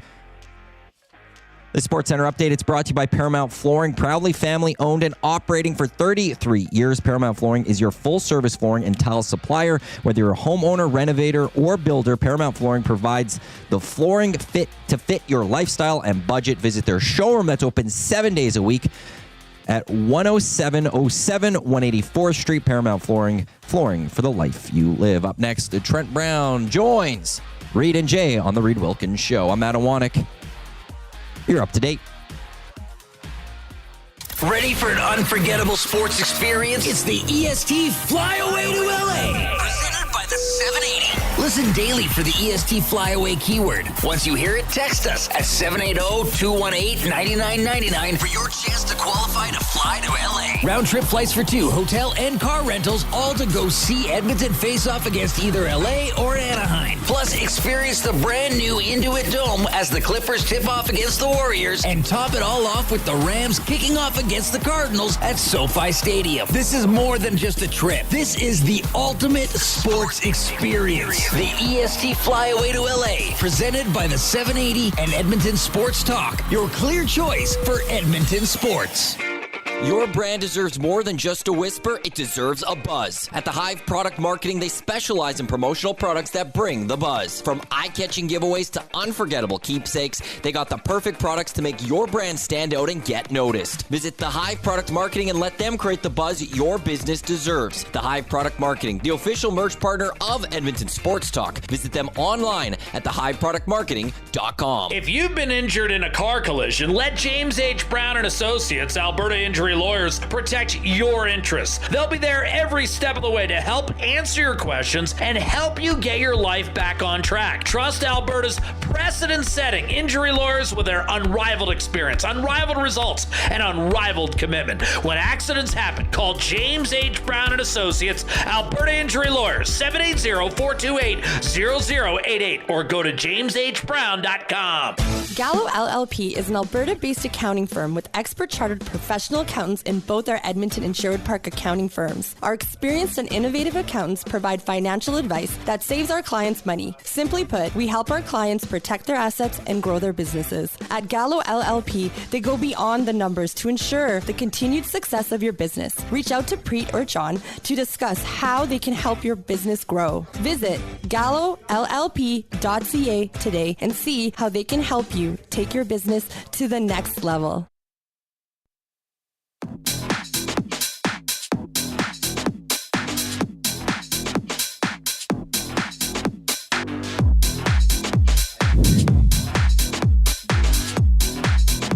So on Sunday, the Oilers play the Flames at 6. We will have the GCL Diesel Oil Stream pregame show at 5 with Tom Gazzola and Hernan Salas, and then they'll check in after the game with the Oil Stream postgame show as the Oilers will try to beat the Flames for the first time this season. Calgary won the earlier meeting back on October 13th, 4-1 at Rogers Place. Jay Milne, Reid Wilkins, Matthew Awanek in the James H. Brown studio. James H. Brown Personal Injury Law Firm, the heavy hitters of injury law. With over 200 years of experience, James H. Brown will get you the settlement you deserve. JamesHBrown.com. Book your private consultation today. And yes, he is the grand poobah over at James H. Brown. Double E alum Trent Brown joining us now. Trent, how are you doing? Having a great day listening to your show, and just want to chime in on the conversation that you guys just spoke about. But yeah, the Oilers are a different team when they fight. And I was at a game, and one of the smallest guys on their team, they were looking bad. And the smallest guy on their team gets in a fight, they come back and win. The team needs more fight. They need more intensity. They sure played good last night. I hope they can keep it going. Yeah, pretty much in control start to finish. Football's different, right? Because it's very physical, but generally, like the large majority of the time, the action it stops at the whistle. And generally, if the refs catch you throwing a punch, you're supposed to be out of the game. But what's the most heated altercation, whether it was in the CFL or early or in your amateur career, that you got into during a game? Look at emotions run high in all sports. In football, guys are jacked from the start of the game. Typically, you don't fight because you get a chance to look a guy up on the field and take a shot at him later. So typically the fights don't happen. You get tossed from the game right away. Hockey's the only sport that let you drop the gloves. But football, you're fighting all the time out there. It is a war. It is a battle. Playing on special teams, running down. I remember when AJ Gass ripped a guy's helmet off and threw it down the field. But every time you run down on kickoff on special teams, man, it's a war. You're battling. You got to keep your head on a swivel. Somebody's always trying to take your head off, especially if you get a few shots early in the game. Like JU, like if you get a guy early in the game, he looks up and he gets your number. And he waits for a time when you're standing around the pile, and he can take a shot at you, right? And Jay and I were both safeties, and so it's fun because you can look up a guy just standing around the pile, and he doesn't see you coming, and you can hit him before the whistle, and it's legal. And when you hit a guy at full speed and you're running at him, sometimes it hurts more than the punch. Right.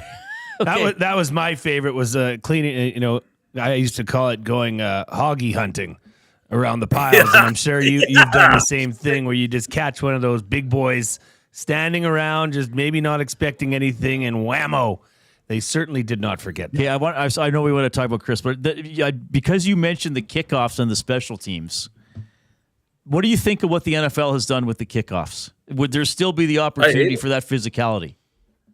Oh, no. Like any opportunity to keep the kicks in the game is great.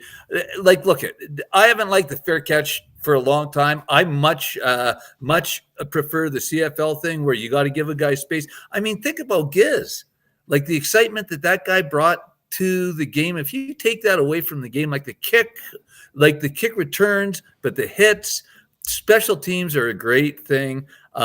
Kick returning is a great thing. It's one of the most exciting things about the game. There's lots of big hits on special teams. There's big blocks, but you got to keep the kick returns in the game. Come on. I think we all agree, don't we? The fans love it. Well, the number of touchbacks they had in the NFL was offensive. There's still too many, quite frankly. Disgusting. Disgusting. I hate it. All right. Well, and look, and I also look, I understand player safety and stuff, but come on, man. Like you got to let guys tackle. Like the stuff that gets called now sometimes, come on. This is football. This is a man's game. Yeah. Come on. I agree you got to protect quarterbacks, but actually I think the NFL is worse now in roughing the passer because you can get called if you just fall on a guy too heavily. Terrible. Right? Like you got to be able to finish the tackle, don't you? Man, so some of the calls are good. Look, you don't want guys intentionally trying to hurt other guys, but, I don't know. I think they've gone too far, but I think that it'll come back. That always happens, right? It's like politics. You go too far one way, it's got to come back. And I don't want to talk politics. No, we don't want to either. That's not what we want to do. All right. You want to take you were there for the Morris stuff. Trent was there. Yeah. I mean, let's get into it. Former teammate of yours gave a very impassioned speech yesterday at the press conference. You were, like I said, a teammate. You were there, a part of that winning culture. He kept referencing the culture, that he wanted to change the culture back to a place where people would come there and stay there. Speak a bit to what the culture was that he was describing, and I'd like to know your thoughts on it, because the game's changed. You can't lock guys up for as long as you used to be able to. But how do you think, because Chris as well as anybody else, he's going to get that done. How do you think he's going to do it, and how do you think he's going to keep people here and build that culture back up? Well, the first thing that I just want to say, the takeaway from that press conference is the passion. Man, oh man, it just like I was ready to run down on kickoff. Well, I haven't played in 20 years. Can I just ask to clear the air, because everybody was wondering who was the guy that yelled "woo" during the press conference. So can you admit who that was? That was me. And what'd you say? What'd you say though? Like I just got fired up, man. Like I just had to give it a yay! Yes, I love the passion. Like that guy.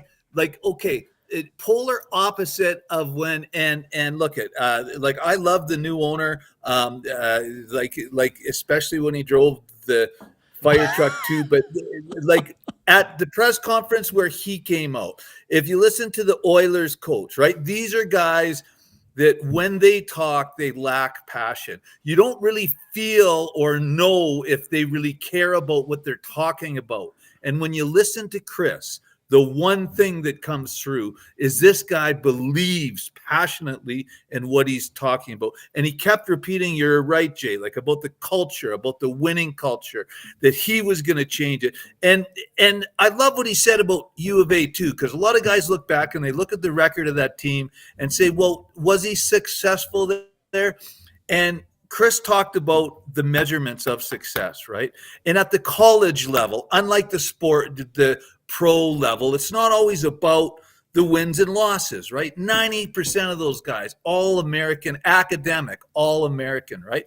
Chris was building men there, building guys that like football was going to set those guys on a path in their life that was a positive path. And I think that he was successful. And I love the way he articulated that.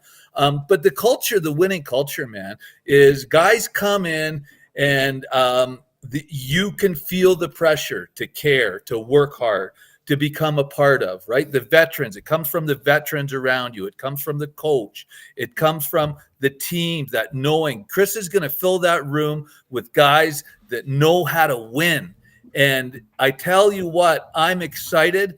It might take him a couple years. Like you can't just snap your fingers and everything changes, but you do it by bringing in guys that know, bringing in leaders, bringing in guys that want to be a part of, that buy in.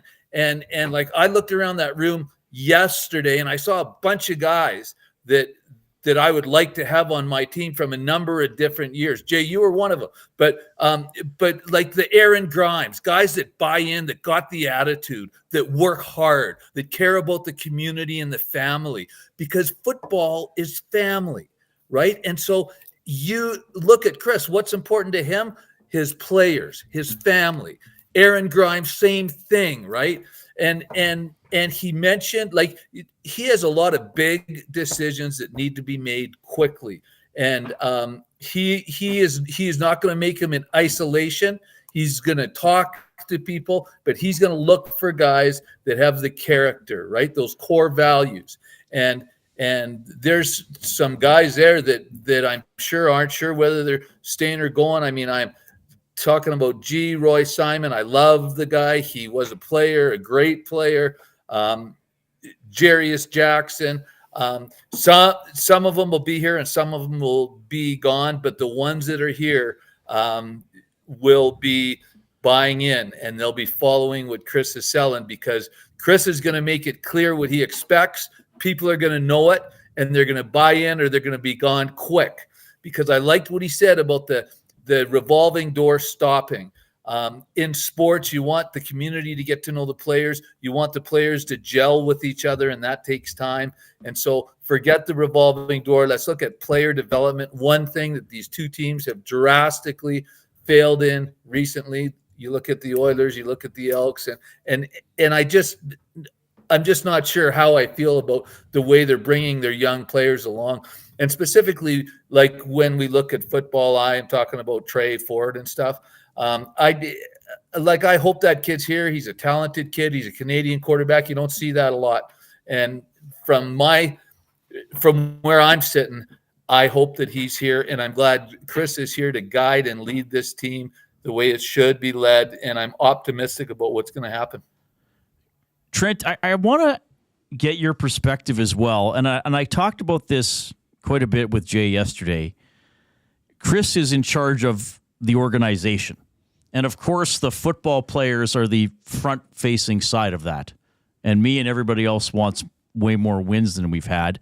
But I also thought Chris touched on the importance of, he didn't list off positions, but you got people who do sales, who sell tickets, who work in the merch store, who do media relations, whatever it is. And I felt like he was also saying, I want family and excellence and involvement in those positions as well. I mean, you run a big organization. Not everybody's a lawyer or is pictured in the great commercial you guys have. Like, do you think that that's important to a winning organization, that the people who don't play also, they contribute to their success in their own way? And has the Double E, have the Elks forgotten that along the way as well? Do you want to know what I think? That perhaps they have, and I think it comes from the top. And I think that Chris is right, that every person needs to feel like they're important and they're contributing in some way. And I can remember when I came to the team in 1990, it was like that. The front office staff had been there for years. We have a dinner now where we celebrate someone that passed of cancer that worked in the front office. Like, right? The women's dinner is all about celebrating the life of a woman that worked in the front office, not a player, not a coach, but because.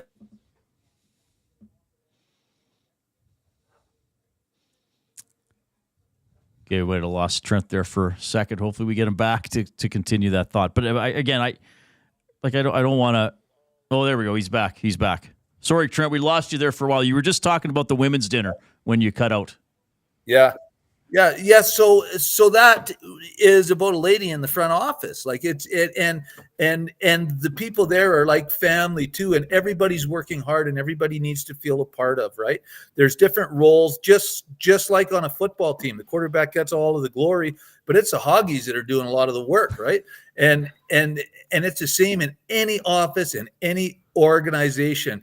And I know in my office, and we've been quite successful, but everybody's treated equally, from the lady that makes the coffee, from like, there's no hierarchy because everybody's important in there. The legal assistants do just as much work as the lawyers.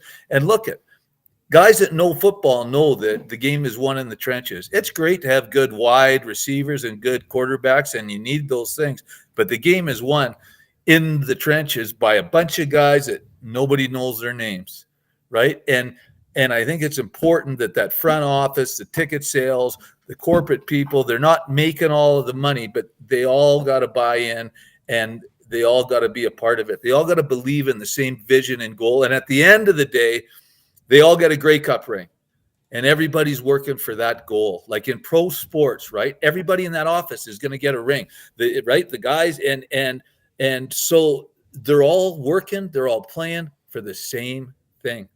And Chris, like Jay, like I was talking to Chris, and I said, this is going to be for you.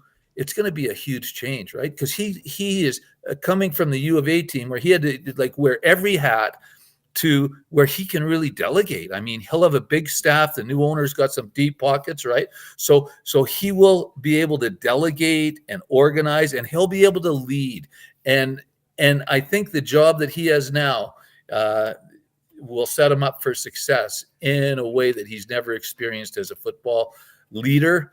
And I think that he's really going to enjoy having the resources that obviously at the collegiate level that they lack. Because every conversation that I had with him when he was coaching the Bears was about that. We need more resources. We can't compete. And he has them now. He has an opportunity now. And I got my fingers crossed because he's a great man, and he's had a pretty difficult couple of years. So I'm really hoping for success. I'm praying for success for Chris. A couple more quick ones here before we let you go.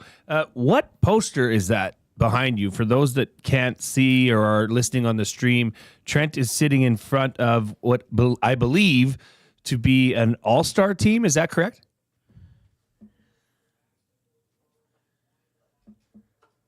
Uh-oh. We may never know. I think we got some issues with Trent's connection. Yeah, it looks like it's some sort of CFL greats because it's not just Elks or Esks on there, right?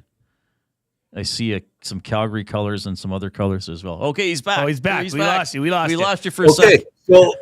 So that is a poster of an all-star team, and it's the one that's most dear and to my heart because it's picked by your colleagues, the players and coaches of the CFL. So they picked in 1997.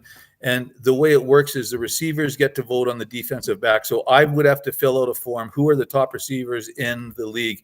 And so it's the guys that play against you that vote. And so some teammates that I had on that team were Glenn Rogers Jr., Leroy Blue, myself, Darren Flutie, Doug Flutie would have been the quarterback.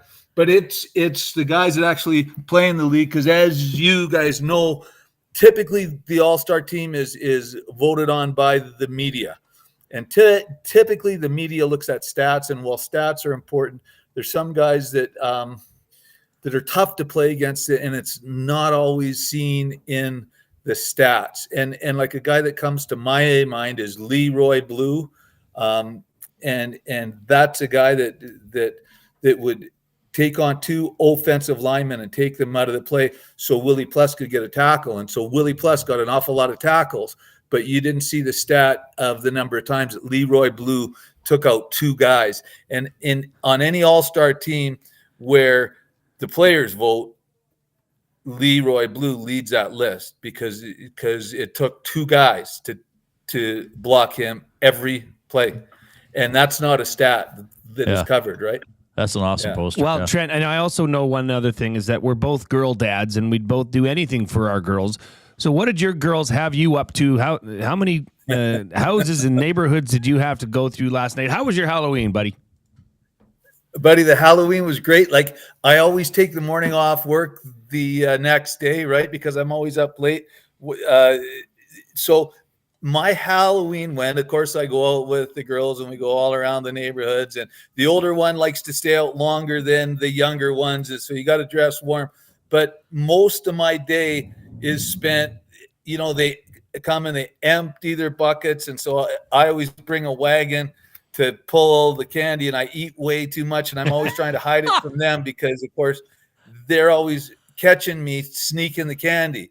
And I try to deny it, but I see it. I saw you drop that wrapper. And yeah. So, but it's one of my favorite times. You get to dress up like a monster and act like a freak, and no one cares. So, but yeah, no, the girls keep me young. The girls are the love of my life, and lots of fun. I saw your photos, and I see you had a fire, and you're always doing great stuff with your girls, Jay. And yeah, you are my hero because you're a great dad, and you got a beautiful family, man. Yeah. I love watching the stuff you do.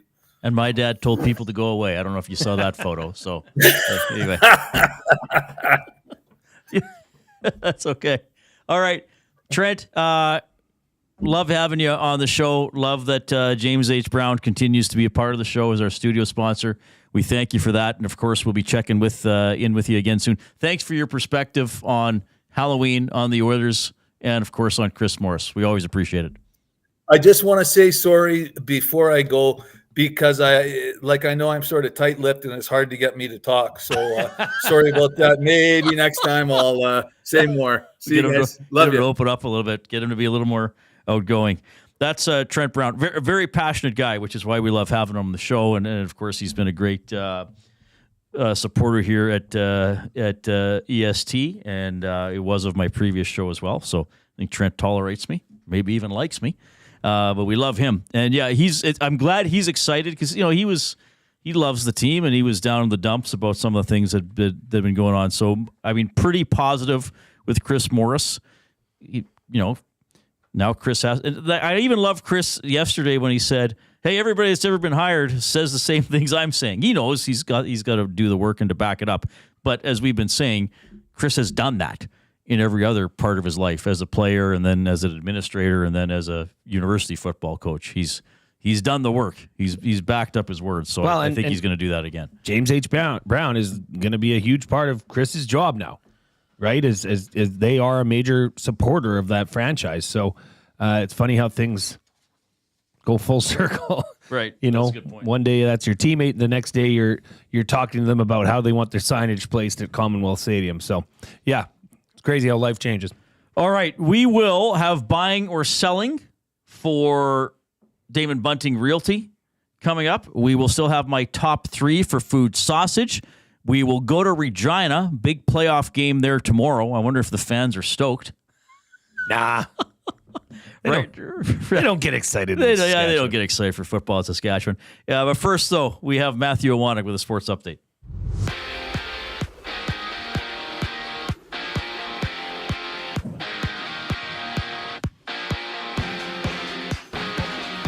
Already one game in the books in the National Hockey League. It was 2 goals from Sam Reinhart helped lead the Florida Panthers past the Dallas Stars 6-4. That game took place as part of the NHL Global Series out in Helsinki. It's one of 6 games in the NHL, which also features the Calgary Flames playing host to Jacob Markstrom and the New Jersey Devils. As for the Oilers, they return to action Sunday against the Flames. In the association, 9 games tonight, which includes the Toronto Raptors hosting LeBron James, Bronny James, and the LA Lakers. CFL Playoffs, they're underway tomorrow with the Argos hosting the Red Blacks out in the East semifinal, while the Riders are home to the Lions out west. The Manchester United, they've announced Ruben Amorim as their new head coach, replacing Eric Ten Hag, who was sacked on Monday. Amorim, he will officially take over November 11th once he's finished with his Portuguese side Sporting. Coming up next, we continue on with the Reid Wilkins Show with Jay Milne. I'm Adam Wanek. You're up to date. Conveniently located 10 minutes west of St. Albert, Wheeler's RV Storage will provide you with safe, secure storage for your RV, boat, or whatever you need to store. Open 7 days a week with gated keypad access and extra large stalls. Now is the time to take advantage of their limited time offer. Buy 6 months and get 1 month free. Now's the time to go to WheelersRVStorage.com. That's Wheeler's RV Storage. Safe, secure storage. Visit them today at WheelersRVStorage.com. 780 is just another lame-ass, low-budget local shop. Homegrown right here in Edmonton. 780 is both the shop name and their in-house clothing brand that celebrates all things unique to E-Town. They also work with close to 1,000 local vendors from the 780 to help promote and get their brands off the ground.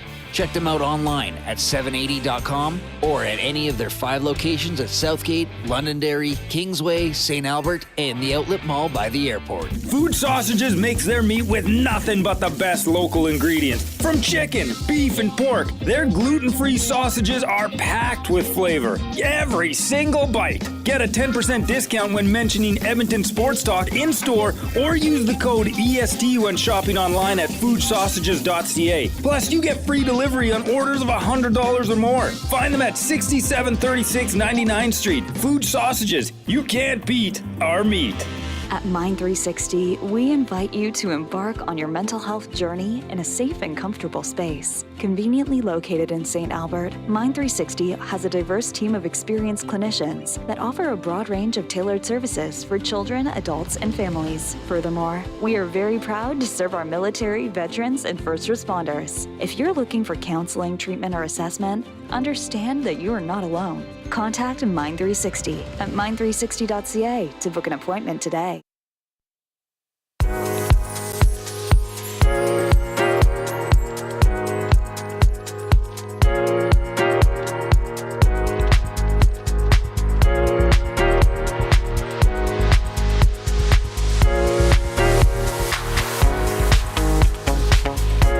Well, thanks for the cue, Matthew. All right, here we are, Friday afternoon.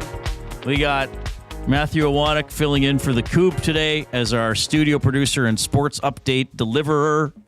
We have EST's Joaquin Gage seated in the comfy chairs watching. I don't want to Gage was watching a menu on the TV. That was a little concerning. Very stoic. He's just laughing. He's like, yeah, I'm concerned too, Reid. I think his show ended. Was he watching F1? Mm-hmm. Yeah, I think he didn't want spoilers during his show because what was happening, I think, was live, and he wasn't able to watch it. So Gager, he went what's back and below watched it. F1? Is it F2? What do they call the triple A to F1? F2. And it is. How far down does it go? 3. And how do you get promoted? Points on the super license. Well, also an owner has to give you a seat, or a team has to give you a seat. So winning Formula 2 does not automatically put you in F1 the next season? No. Interesting. Okay. Do we have any upcoming Canadians that you know of? Up-and-coming Canadians? I don't know if people heard that or not, but Joaquin Gage's answer was no, to be the short answer. Okay.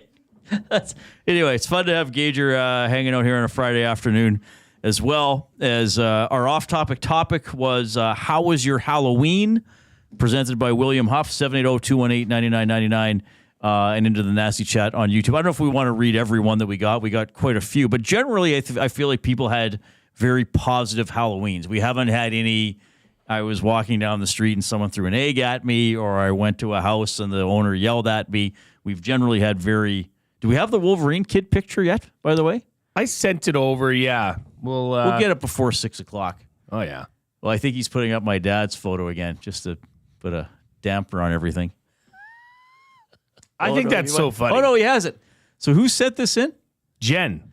Okay. Well, Matthews, if you're watching on YouTube, that is a great costume. I'm just seeing it for the first time. The classic yellow and blue Wolverine costume. How old was the kid? Pretty young, obviously, by the looks of it. Yeah, it didn't say. It just said it was your daughter's. Well, she looks pretty little. I mean, Wolverine's little. He's not a big man. There it is. That is a great costume. Wow. It's really good. I should get a Wolverine costume for next year. Forget about the Spider-Man costume. I'm not looking at this closely, and I don't know what the hands are. They're claws. Oh, so you just hold them underneath. Yeah, okay. That's impressive. Yeah. Oh, yeah, I don't know. No, there's claws coming out, I think. And this next one... That is awesome. Those claws look great. This next one is from... That's award-winning. Regular listener, Rob from the Grove. Hello. This was his setup. He had the fire going outside, handing candies to the kids. It's nice. Oh, that's Rob's, that one? Yeah. The one we're seeing now? Okay, cool. That's nice. Well, Halloween, a very positive social event. Unless you're my dad. Well, my dad's just encouraging you to go socialize with other people. That's all. No treats here. I'm good. Yeah, no treats here. We're good. I'm good. Everybody's fine. I've given out enough. I'm good. Okay, and give us a thumbs up if you are watching on YouTube. We still have a lot of people tuning in. I know a lot of people are tuning in through audio streams as well. But if you can hop into YouTube, give us a thumbs up. We are within striking range of 100, but let's get there as quickly as possible. Can I just say something first? Yes. Tommy Gazzola, the wrench, jumped into the Nasty Chat and, hey, what's up, Nasties? He says, Gager said, Tommy, how did your adjustment go? Well, wasn't it called something different? Activation. Activation. That's what Tommy calls exercising. He calls exercising an activation. Now I think if I hope I can assume I have Tom's permission to say this. Sure. Because it's been years since this gentleman worked here. How long has it been? It's been a decade, I think. Apparently, and so Tom was with the Oilers, and Ralph Kruger was the coach, and I believe Ralph Kruger referred to a workout or getting some exercise as an activation.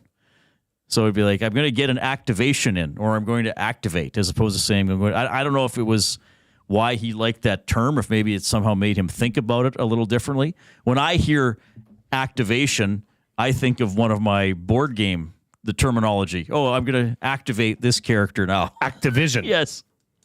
Tom says the activation went quite well. Thank you, Joaquin. Yeah, it's go for a lift, bro. So you know what? I'm gonna do an audible on what we had here planned here for buying and selling. We'll save my other topic for another day. Okay. Buying or selling for Damon Bunting, a consistent top producing realtor in Greater Edmonton and among Western Canadian RE/MAX realtors. He and his team would love to help you find that right home or make the move from your current home. Community driven, he understands what it takes to make a difference in our city. Check him out, DamonBunting.com. His Instagram handle, Damon Bunting Real Estate. Are you buying or selling that you can refer to a workout as an activation, or is there any other alternate terminology that you use in your life? Or you have a coach, or you have a workout every Tuesday, right? You and your wife? Yeah. What do you guys call it? Go for a workout. You're going to go for a workout. Are we working out tomorrow? Yes. Yes, we are. Yes. As you know, my running passion has been hindered lately, but I would say I'm going to go for a run, or I'm going to do however many K I was going to do. I wouldn't say I'm going to activate, or it's... Well, Tommy did get back, and he said, Reid, that is 100% factually correct. Ralph said it one day, and I thought it was hilarious, and have used it in jest ever since. So maybe Ralph just said it as a joke, and now Tommy's made it this thing. Did Ralph say it all the time? I don't know. Maddie, where are you at with activation versus working out versus running? You know, I've never thought of it. I've heard Tom use that word a lot, and it's never one I've thought I'm going to rip you for it too much. It was also one that you kind of like raise your eyebrow. Yes. A little pretentious. Yeah. You know, like I not agree. even just that you're going for a workout, because even then, like, thanks, I don't work out. Thanks for making me feel worse. But right. It's an activation. No. It's not just a workout. It's actually an activation. Well, here's you don't activate your body like me. Coming in now. To activate myself, all right? Okay. But here's the thing. If somebody said to me, I have an activation later today, I think the first thing that would pop into my mind was that you have to go to a bank to get a debit card or credit card activated. Yeah. If somebody just, now I know how Tom uses my it. new credit card came in the mail. I got to activate this. Right, I have to activate it, and for some reason you can't do it online. Or to me, I would think of something bank or finance related. I have to get an activation in. I'm selling on the term activation. Yeah, I think I will too. I'm kind of used to it from Tom using it, and I'm not going to tell Tom not to use it because there is a certain humorous value to it now. But Jay and his wife activate every Tuesday, #healthy marriage from who wrote this? Sobekirk, is that how you say that? Sobekirk. I don't know if I've read one from him before. Yeah, so that's a 9-year-old young lady in the Wolverine costume. Great costume. The claws you just hold like a fist and they stick out from your fingers. Yeah, great stuff. Yeah, but I've never heard anybody except Tom through Ralph Kruger call it an activation. Call it a workout. What else do people say? Like there might be other things that people say that maybe are uncommon but would make more sense. Like I got to get a sweat on. I guess maybe you could say I gotta burn some calories. Like I would understand you're working out. I would say, I might think that's a weird way to put it. Why not just say you're working out? But yeah, if I didn't know Tom used this term, and somebody said I have an activation, I'm going to go get in an activation, I would think, oh, what happened? Yeah, like is there something going on? Yeah, pressing your that you car, need to, like your driver's license expired. Like, I don't know. It is a little strange terminology for me, but Tom loves it, and we love Tom. Yeah, and I think he's now going to lean into it. Yeah. People talking about their workplaces might have activation buttons or something like that. So that's pretty good. Yeah, I don't think I'm going to adopt that word, activate. I can't because of what Maddie said. Because aren't we just active? We're active. We're active right now. We've activated the show. Activating right now. We're going to activate the final hour of the show in a few minutes. Oh wait, Matt, can you be sure to activate hour 3 of the Reid Wilkins show at 5:00? Spency 5 Centsy. Oh, this is a great text. New idea for a gym name: Activation Station. That's actually pretty good. I'm going to go to the active, but that makes me think of kids at a daycare. Which activation station are you at? I'm at the Play-Doh. Don't eat it, Ralph. Yeah, it is an interesting term. But Tom, that's Tom. That's our handsome. Well, I'm sure Tom had a good. I feel like though, and maybe Tom is doing this to discourage us from what he does, because I feel when he says it's an activation, I don't want to know what he does. Yeah, but if he says I'm going to work out, what's that? He's getting you off the scent. He's getting us off the scent. Whereas if somebody says, or Tom said, I'm going to go for a workout or I'm going to go exercise, my question would be, what are you doing? Right? But in terms of Well, there is sexual connotation to it. Let's just say that. Unfortunately, there is. Yes. Let's just say that. There is. Okay, so it was perhaps like, you wouldn't need another person there if you're activating. well, yeah. You know, it just working out is different than activating. Activating, there is something, I don't know what it is or why, but it just comes to mind. I'm sorry. Well, it makes you, if you just say, I'm going to go work out, the other person might just be like, whatever, okay, have fun, whatever.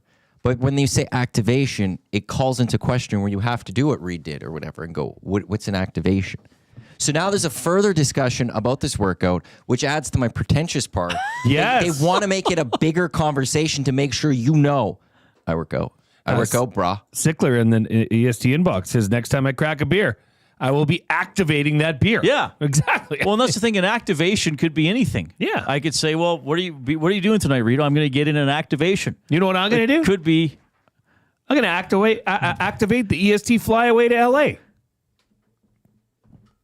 And we're going to be qualifying people. He's trying to hit the sound effect, and it's not Nothing played. We'll qualify people up? 4 times each weekday, plus once on Saturdays during Hello Hockey.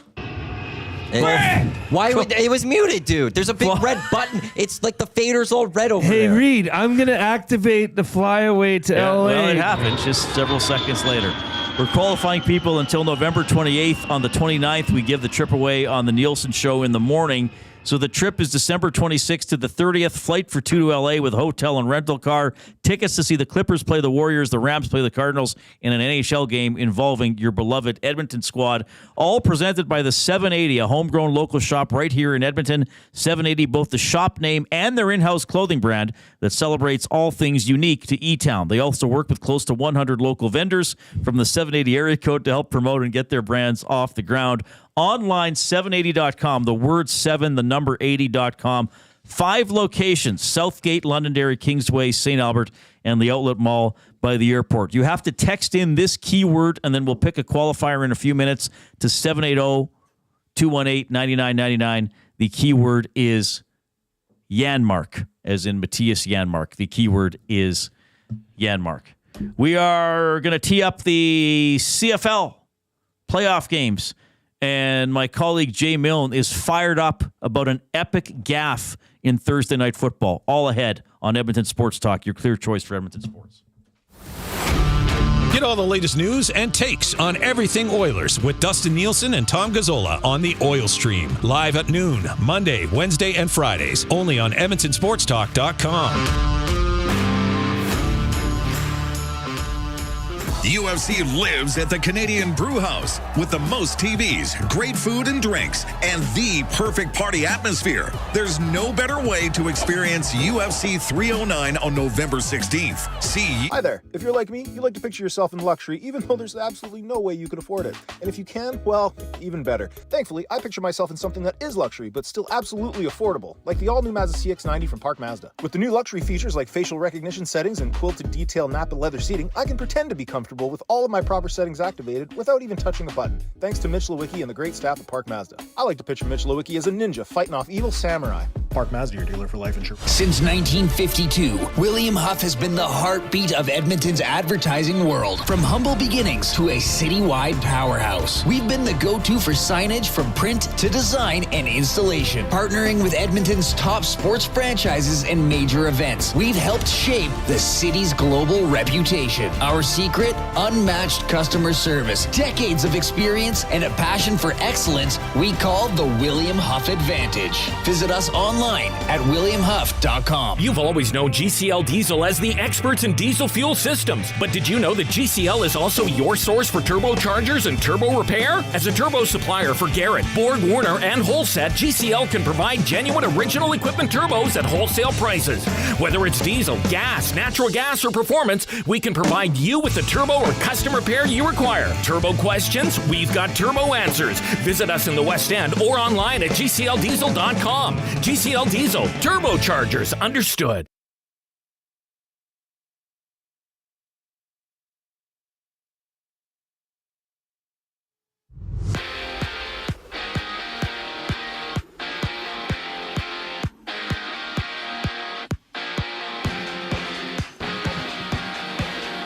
Already one game in the books in the NHL. It was the Global Series out in Helsinki. The Panthers, they got past the Dallas Stars at 6-4. 26 games in the NHL, which also will feature the Winnipeg Jets in Columbus to battle the Blue Jackets. And Jacob Markstrom returning to Calgary with his Devils. The Oilers, they'll return to action Sunday against the Calgary Flames. Toronto Raptors, they host LeBron James and the LA Lakers. It's one of 9 games in the association. CFL Playoffs, they're underway starting tomorrow with the Argos hosting the Red Blacks in the East semifinal. The Riders, they're home to the Lions out west. Max Verstappen has been given a 5-place grid penalty in Brazil for a 6th engine change. Coming up next, we continue on with the Reid Wilkins Show with Jay Milne. I'm Adam Wanek. You're up to date.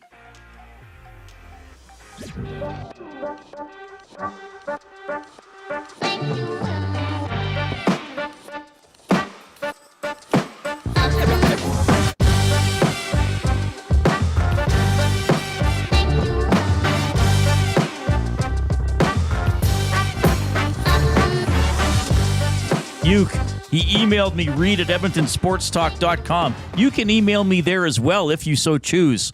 The Oilers skated with flair and might against the Predators. There were some fights. With a score of 5-1, Draisaitl had fun, scoring twice and showing his might. That is a good one. Points for the brevity in lines 3 and 4. He did rhyme might with might, but that's okay. Big Uke is a beautiful human being. Did we not compare him to molten magma? Yes. You said it exuded from him. He's like when the Big Uke is in your vicinity, you think a volcano went off. Just with the...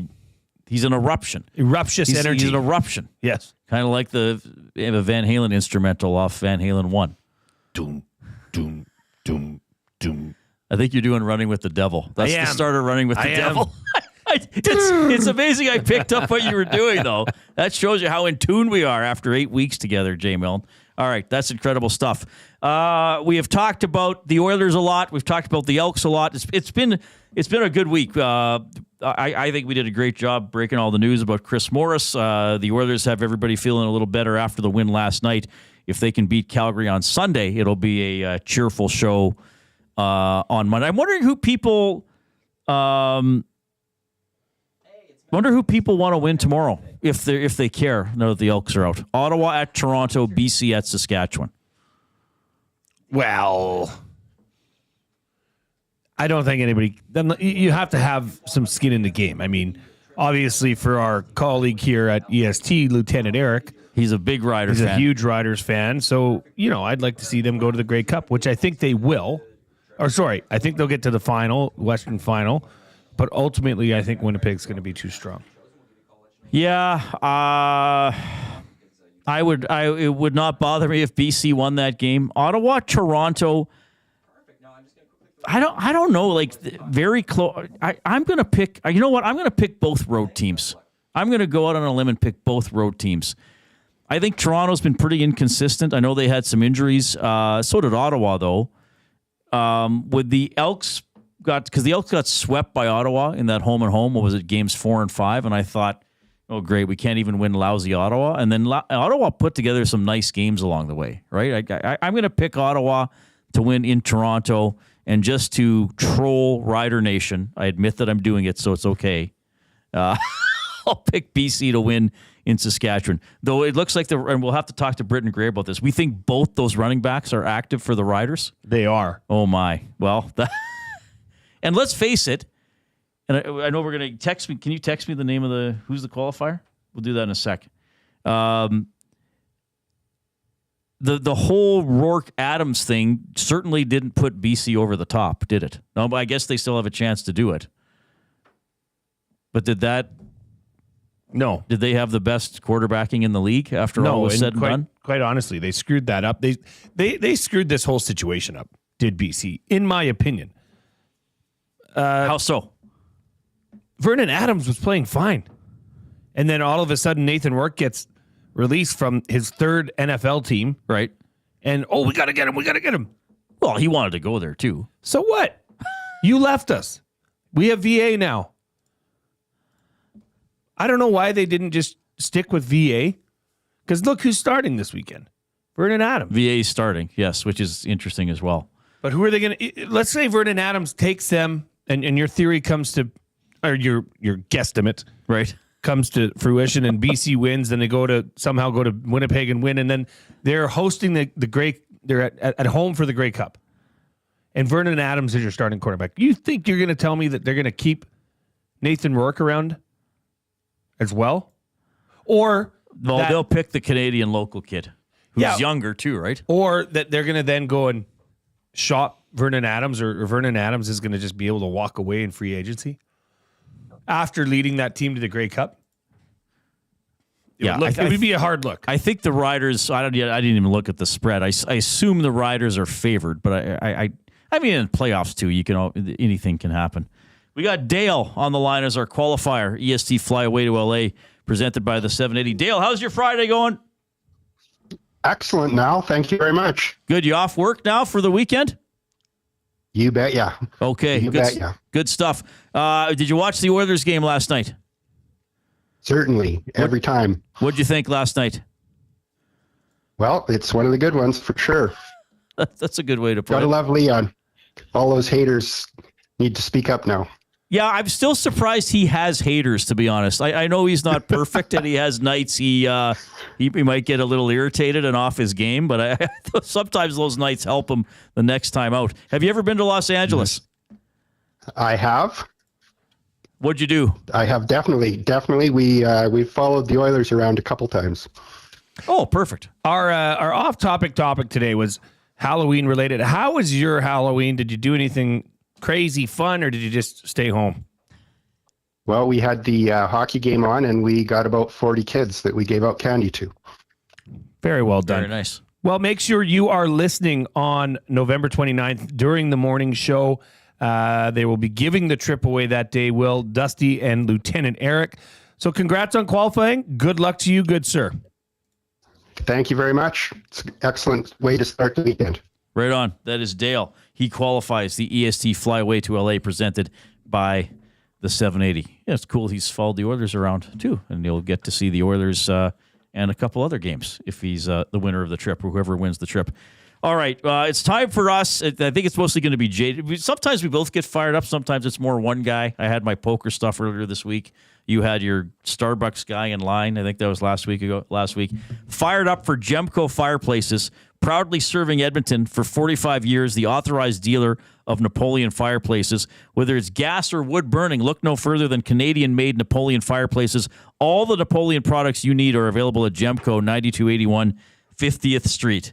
Okay, Matthew Wannick, play the video of Malachi Corley, and I will remain silent so my partner can speak. Well, I mean, if you guys are watching this, this is a play from last night's Thursday night football game. Beautiful play call. I mean, this is a 0-0 game at this point.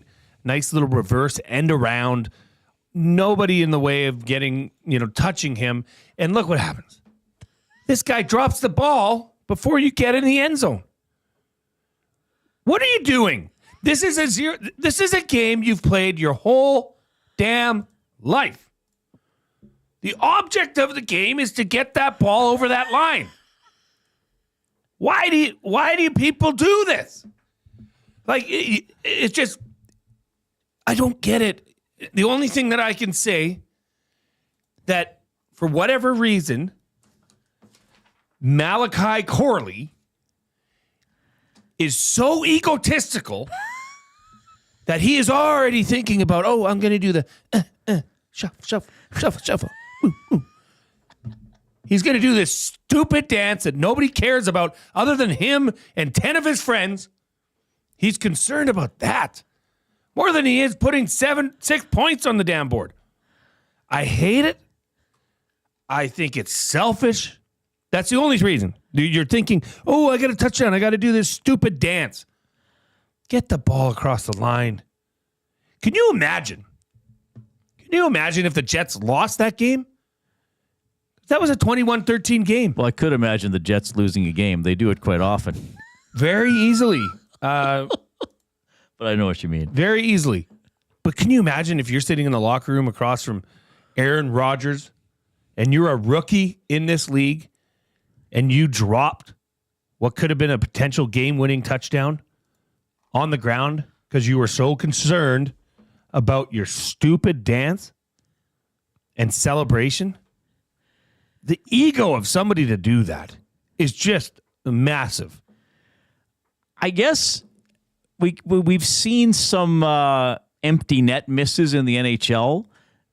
I mean, the Patrick Stefan one against Edmonton, though, like, he was doing it right. He was trying. The puck bopped over his stick. There was I think a Nashville player several years ago that went to roof it and shot it right over the net. I guess that's a little comparable to this. It's hard for me to imagine how he feels in that situation, having never played football, but I would think that if I were carrying the ball, I would want to be, even if I'm wide open like that, I know that I need to see both my feet in the end zone before I spike the ball or throw it away or dance or whatever. So do you think anybody said something to him after that? Or do you think that's just let him sit by himself and feel shame? I don't know. Well, would you say something to a teammate who did that? Yeah, I would. I'd say a lot of things.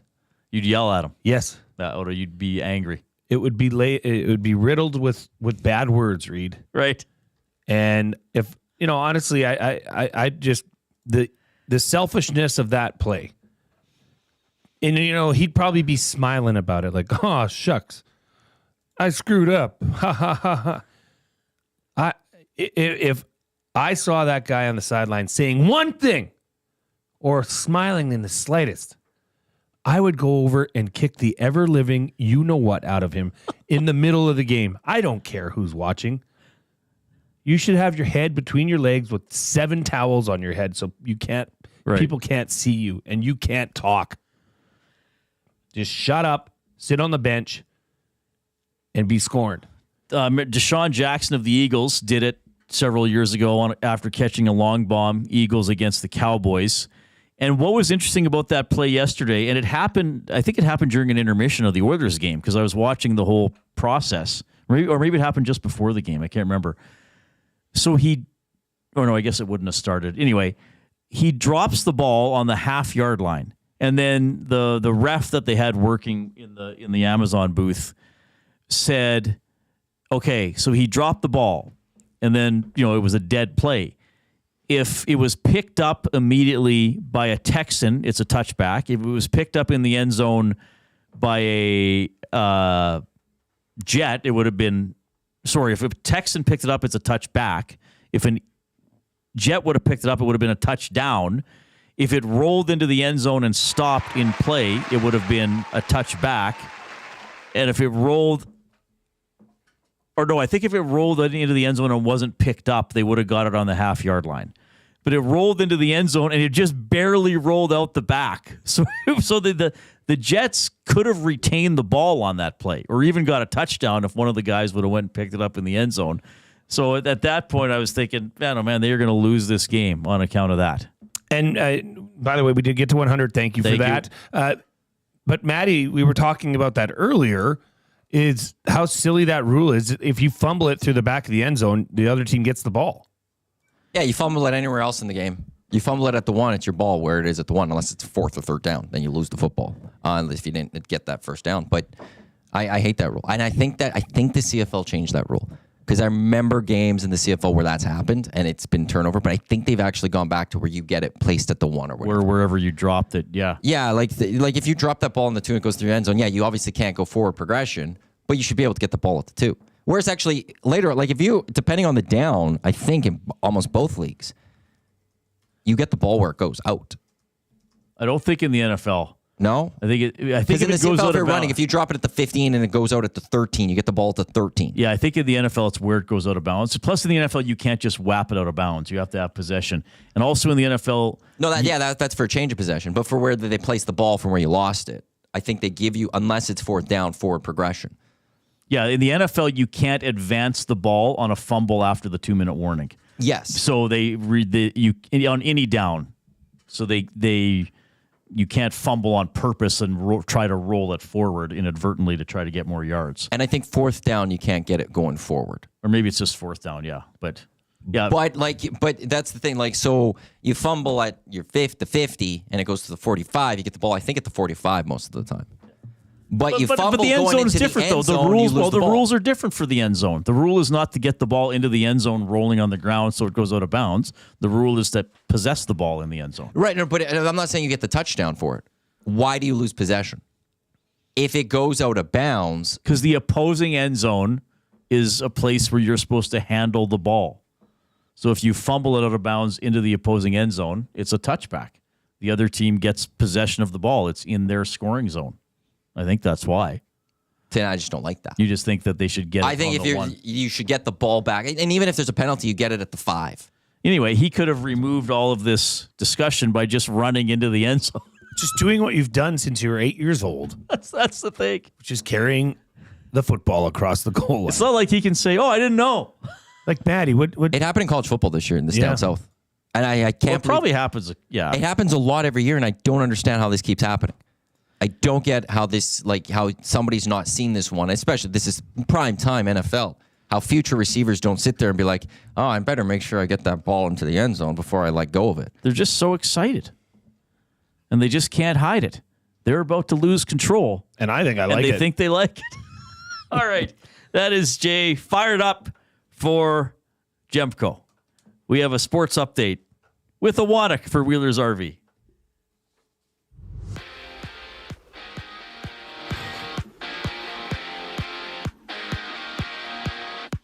Thanks for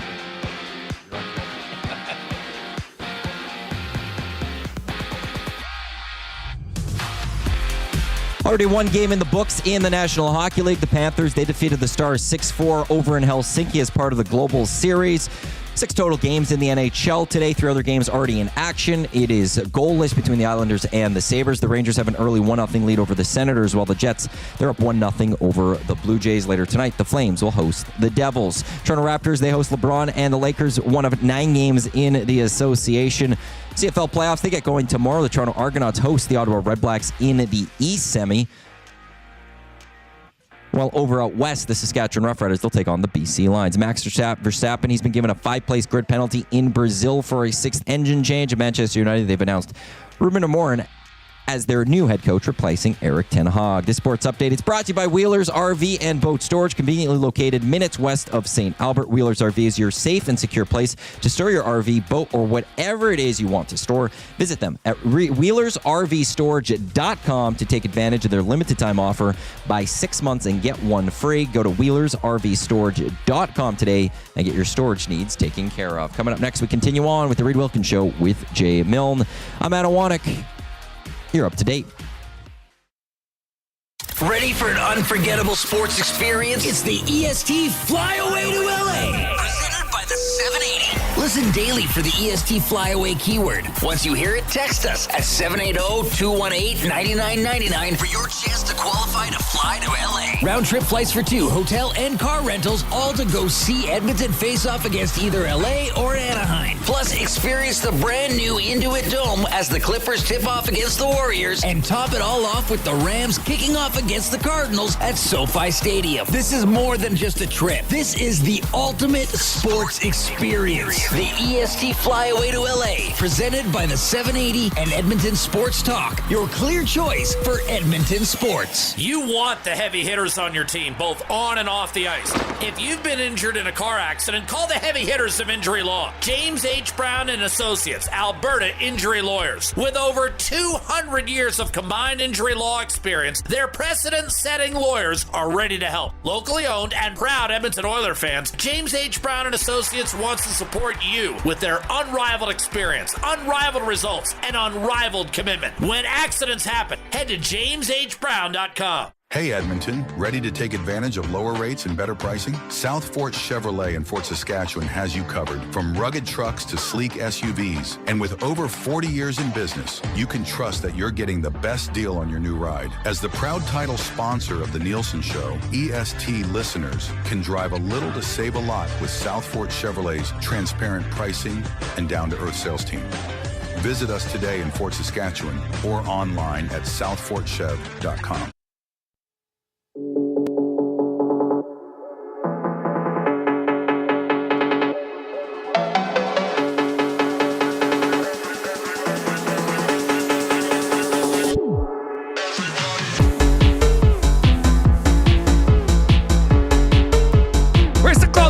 Okay, Milne, very excited.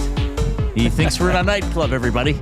Oh, it's gonna be dark out probably during our show now. The thought of on going Monday. to a nightclub makes me sick to my stomach. Clocks go back tomorrow. Not where we're going to next, but first of all, I want to remind you that portions of this hour are presented by the Canadian Brew House. The Canadian Ice House, taking your sports experience to a higher level of ultra-cool TrackMan golf simulators, are now open at the Ice House, an immersive and realistic golfing experience in the heart of downtown Edmonton. Visit CanadianIcehouse.com. So the Oilers will practice tomorrow and then head to Calgary for the game on Sunday. So 5 o'clock for our GCL Diesel Oil Stream pregame show with Tom and Hernan on Sunday, and then they'll join you for postgame after the game. Going to be a fun weekend with the CFL playoffs tomorrow. Doubleheader, division semifinals. Ottawa at Toronto at 1. BC at Saskatchewan at 4:30 Mountain. Let's go to Regina from CJME Radio. He covers the Riders. It's Britton Gray checking in. Britton, you're on with Reid and Jay. How are you doing? I'm good. I can't complain. I mean, it's like a balmy 5 degrees here in mid-November, or at the beginning of November, sorry. You can't argue with that for Saskatchewan weather. Okay, well, that was going to be my first question, which I know is a boring way to start a conversation, but it's very relevant. And we do a segment called Fired Up, and I said on Monday that I was fired up for bad weather games in the CFL, especially after that gust of God windstorm that helped Winnipeg get first place. Is it going to be nice tomorrow for the game? It is. You can't ask for really better weather at this point in Regina in November. I think it's a low of 3 degrees. That's tropical for this time of the year out here. So it should be good. It shouldn't be too affected, which I think maybe might help the Lions, right? I think the Riders would be enjoying a blizzard. They would love to just run the ball against the BC Lions if they can. So, you know, I probably watch the Riders the most of any other team after the Elks because you kind of have to know how they're doing, I think, no matter where you live in Canada, because you are always broadcasting to Riders fans because they're so popular coast to coast. Plus, I lived and worked in Lloydminster for 7 years, you know, so closer to Regina, part of the city in Saskatchewan. And part of it is because I like to playfully troll Rider fans sometimes because they're so passionate. But this season was really weird for me because I always thought, I'm not sure they're that good. And they won a couple games where I'm like, I don't know if they were the better team, but they won. But they did enough to almost get first. I guess it doesn't matter now in the playoffs, but how do you kind of characterize, or am I overlooking some of the injuries they had? Like, how do you characterize this team? I don't think you are, but at the same time, I say Winnipeg. Are they as good as maybe first place as they have been? The BC Lions, they've been up and down. Edmonton, it's a weird year in the CFL, especially the West Division, because I don't think there's a great team. There's good teams who can play very good at times, and that's been part of the Riders too. Now, I will say, over this last stretch, since getting Trevor Harris back, which I think was massive for them, getting A.J. Ouellette to come back and kind of help that run game, they've looked way better than they have. They've looked as good as they have in the start. But every team in the West this year, I feel, red flags aplenty when you look at going into playoffs and what maybe might occur. Britton Gray joining us here on the Reid Wilkins Show. A.J. Ouellette is listed ahead of Rock Armstead on the depth chart. You know, here in Edmonton, we have the two-headed running attack with Justin Rankin and speedster Javon Leake. Is this what Riders fans can expect to see tomorrow? I think so. I think they'll probably give Ouellette more of it because he's been around longer. He's been around the team longer. And Armstead, he is coming off a shoulder injury. We'll see how much he goes out there. But I expect a dynamic duo to be used. Both these guys are power runners. They run through people. And when it gets a little cold, that's exactly what you want. So I'm expecting that from them. They're both great pass blockers. And what helps the Riders now out is if A.J. Ouellette goes on a big 40-yard run, he has to come out because he's a little tired. That's a long run. You can just put in Armstead, who's the exact same type of runner, almost maybe a little bit quicker, and you don't have to change up how you want to call plays. You can stay consistent all throughout, which I think is the key to this Riders offense, because if you have a good run game, that allows Trevor Harris to just sit back there and be super efficient, just take what the defense gives him. And that's how you get those games where he's 25 of 30 for 310 and 3 touchdowns. And so I think it's a big boost that they found a way to get both those running backs onto their roster this week. Well, another question for tomorrow's game. Is there more pressure on the Riders' offense to put up points, or that vaunted defense to continue taking the ball away and giving the ball back to their offense?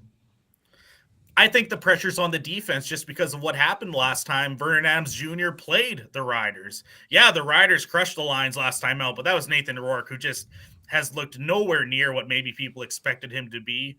Last time Vernon Adams Jr. played the Riders, he threw for 451 yards, a touchdown, ran another one in, and he just was like that old VA. And that's kind of my concern, I guess, if you're a Rider fan. Is this a game Vernon Adams Jr. just takes over like we know he can do? And if he does, it's up to that defense to try and stop him, because I think the offense will be steady enough with Trevor Harris. It's not as flashy as a Vernon Adams Jr. Lions offense, but they're steady, consistent, and they want to run the ball. You know, with Armstead, who's obviously an excellent player, but the story was that the Red Blacks let him go because he was some sort of problem child, and maybe his teammates encouraged that. Have you seen any of that in Regina? We haven't. He's been very good. In fact, you look at that game against Calgary, there was a point where a Calgary Stampeder gave him a little bit of a late shot, came in a little late. He got up, and you thought he was going to say something to him or get in his face, take a penalty. He walked away. And Corey Mace said he was very proud of him for doing that. And I think a lot of credit has to go to Corey Mace for what he's done with a guy like Armstead, who did have those issues. He's really allows them to be themselves, but also know you have to be better. And he places that on the players. And I think that's part of the reason why this locker room's come together, was able to get through the winless streak, is due to Corey Mace and what he's brought in his first year as a head coach. Britton, look, I say I joke around with Riders fans, but they're great. I mean, they're the most passionately. I believe, I should have checked this before coming on, but I believe there have been years in the past when merch sales in Canada were like Maple Leafs, Canadians, and then Riders. I would imagine now the Oilers are probably doing better, that they've had a pretty good team the last 5 years. But I think 10 or 15 years ago, the Riders were like selling almost as much merch as the Leafs and the Canadians. Mm-hmm. What's it like in that province and in that city the week leading up to a home playoff game?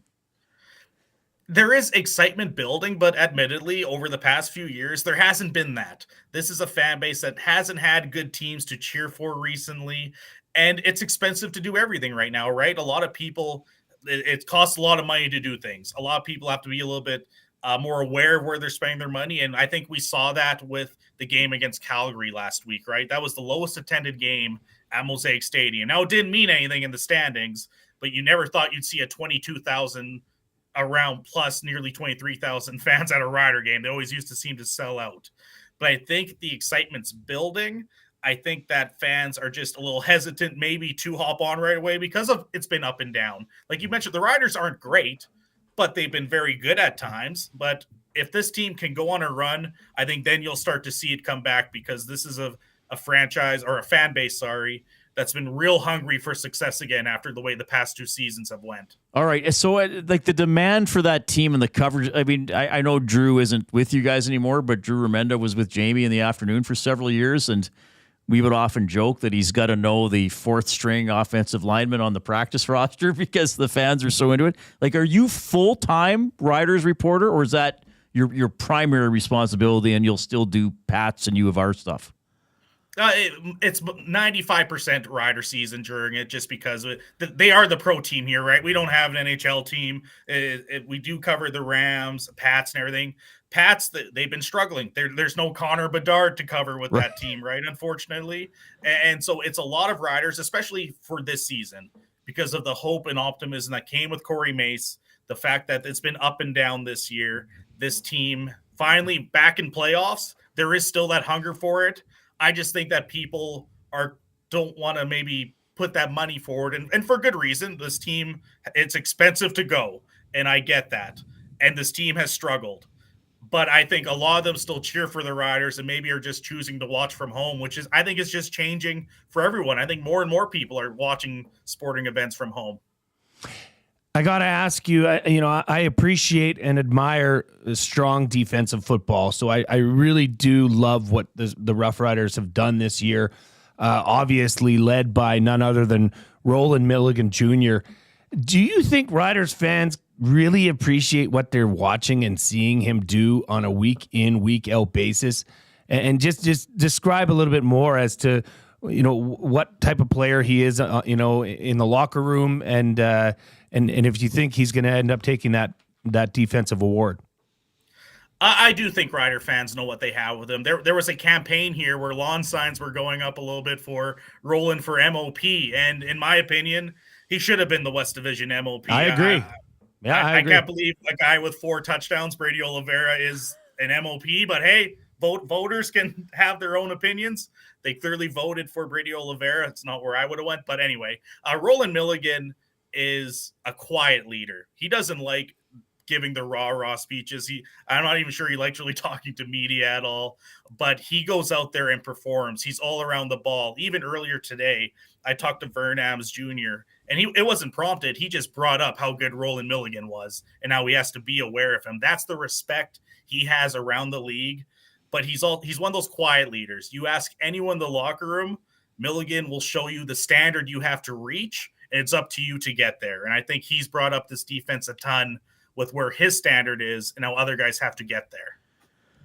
Britton, it's going to be fun tomorrow. I mean, the fans will be into it. And I think you made a good point. There's really no clear favorite in the West. I mean, I think even the Elks showed signs of being maybe playoff worth. Maybe Calgary, I guess, wasn't very good by the end of it all. So yeah, it is pretty wide open. I think you make a good point there. I guess I apologize for getting your phone number from Jamie Nye, and now I'll have to bug you in the future to come on the show again. Looking forward to it anytime.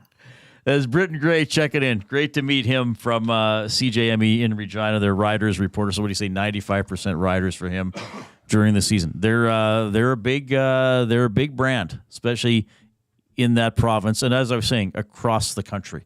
And I think it's at the point too, Jay. I found doing Inside Sports. If I was going to do something on a team from outside of Edmonton, of course you cover the big events and Grey Cups, but if you're just going to do how's this team doing, you could talk about the Riders because there are Rider fans here, or then there are people who hate the Riders, so then they also want to know about them. Well, wasn't that the phrase they used for their marketing? Was they walk amongst us? Yeah, they had those things a few years ago. Didn't they put up billboards in Edmonton one year in the playoffs? And then the S responded, and I think either BC or Calgary, or maybe all the cities had pokes. They literally do walk amongst well. us with Lieutenant Eric in the building. Yeah, and they are not shy to tell you who they cheer for. No. I wonder if it's like that for people in their workplaces as well, where you might know somebody's team affiliation, or you might not, or you might assume it's the local team. But I feel as if there's a Riders fan in your office, you will know on their first or second day of employment. Well, they're either going to tell you, or the poster of Ray Elgard's going to go up in their cubicle. Who could forget Ray Elgard with the glass cutter gloves, right? Maddie, I just wanted you to we've been talking. I think it's going to be a rematch ultimately in the Grey Cup. I think Winnipeg versus Montreal, but I think Winnipeg's going to be able to pull it out this year. What are you said something interesting during the break? Well, I was just looking at the cool bet futures. There's 2 I really like in that. I think the East. I'm with Britton. I think the West is very wide open. I can make the case for all 3 teams. I struggle with that one. I think Toronto's been very hot over the last couple of month and a half or so. And that means a lot. That means a lot. And Montreal's the complete opposite. Montreal, if you go through their run of their record since they barely beat Saskatchewan in August, it's not good. They have not looked like a good football team. They have not looked like a championship-winning football team. So when I was looking at the futures at CoolBet, Toronto was plus 520. I don't mind them getting out of the East. And then you just have to go win that one game. That's all that's left. And the battle and the grind a little bit through the West. That part of it. And, you have to come through Winnipeg and all that. But then the other one is BC at plus 1150. Like if VA's that catalyst, if that could get them to that home Grey Cup, 1150.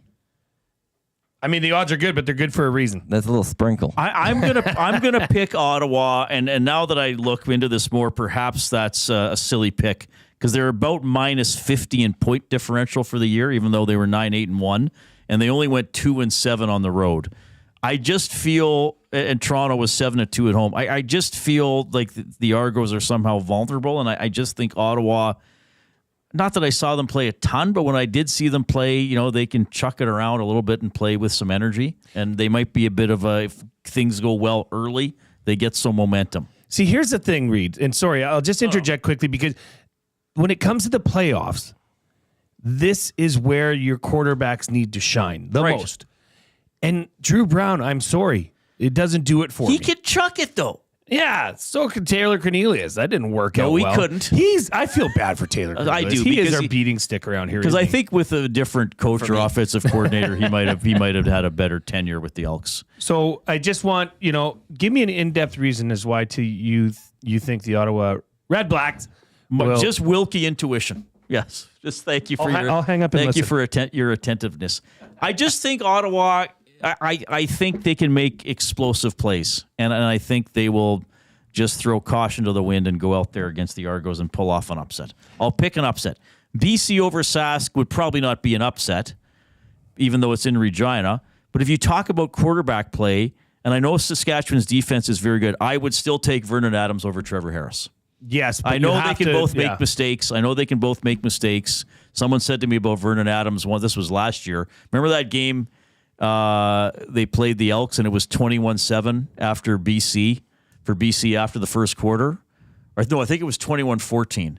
And Vernon Adams had 3 touchdowns passing, and the Elks had a pick 6.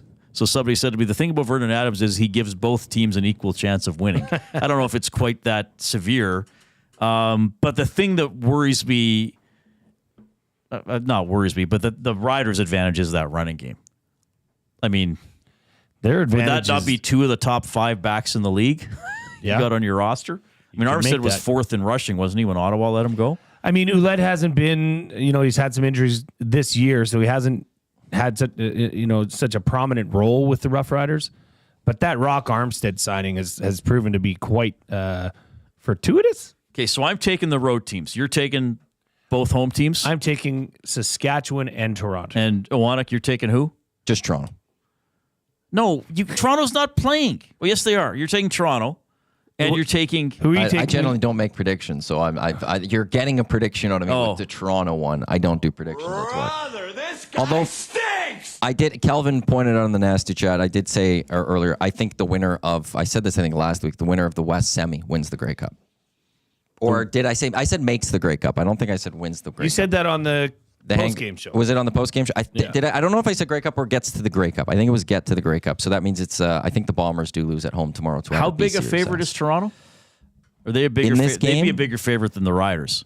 Yeah, the Argos are 6.5-point favorites at home, while the Riders are 3.5-point favorites at home. I'm surprised it's even 3.5. Like, to me, that's almost a pick 'em, BC and Sask. Am I underestimating the Riders? BC hasn't been good. BC hasn't been good enough over the last little while, and they had the one game when VA came back where they looked really good. So it was only a singular game, whereas the Riders, they went on that big losing streak in the middle, but since then they've basically been rattling off victory after victory after victory. Castor 1990 in the nasty chat. The fumble touchback rule is unique to the NFL. The CFL and the UFL or USFL, whatever it's called now, the fumbling team wouldn't lose possession. Google says this rule came about because the Raiders exploited fumbles in the end zone in the 70s. Yeah, I remember reading something about that. The teams were fumbling on purpose, like, I fumbled, but making sure the ball went forward so they would get more yardage or pick it up in the end zone. So I think that's why they changed that.